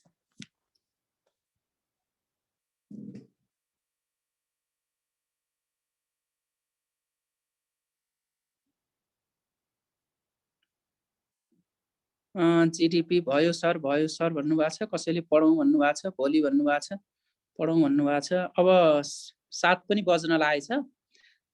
आजलाई यति गरौं। के छ यहाँलाई अलि धेरै जीके भयो भन्ने भएको छ कि के छ? तर अब यति त अब पढ्नुपर्छ। मैले कम्ती कम तपाईलाई भने अब ओभरअल तपाईलाई केही मात्रै भनेर उही 15-20 वटा मात्रै भन्ने अथवा चाहिँ 150 वटा मात्रै यसो लेखेर मात्रै भन्दिने उपयुक्त हो कि कमसे कम भएको कुरा धेरै देखाएर यो विषय यहाँनिर र यसरी छ भन्दा चाहिँ उपयुक्त हो? के लागेको छ प्लिज?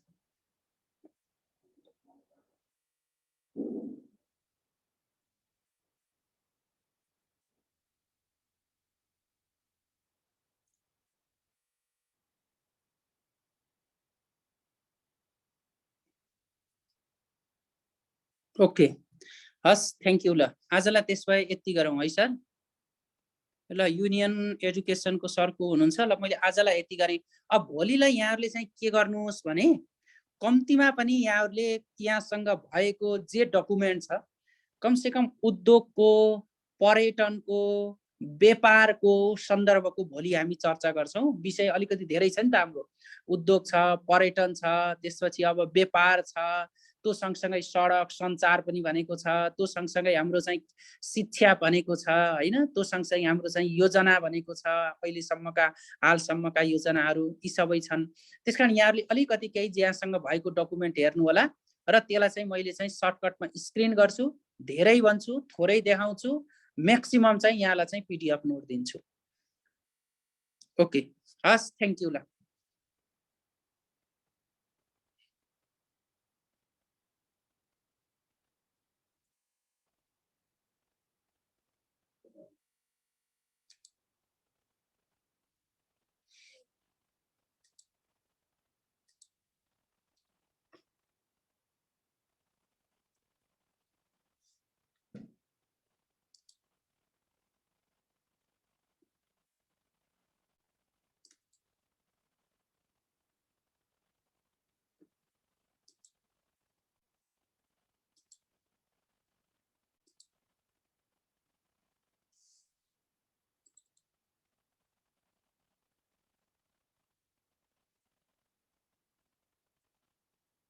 ओके, किरण चौधरी जी, ठीक छ?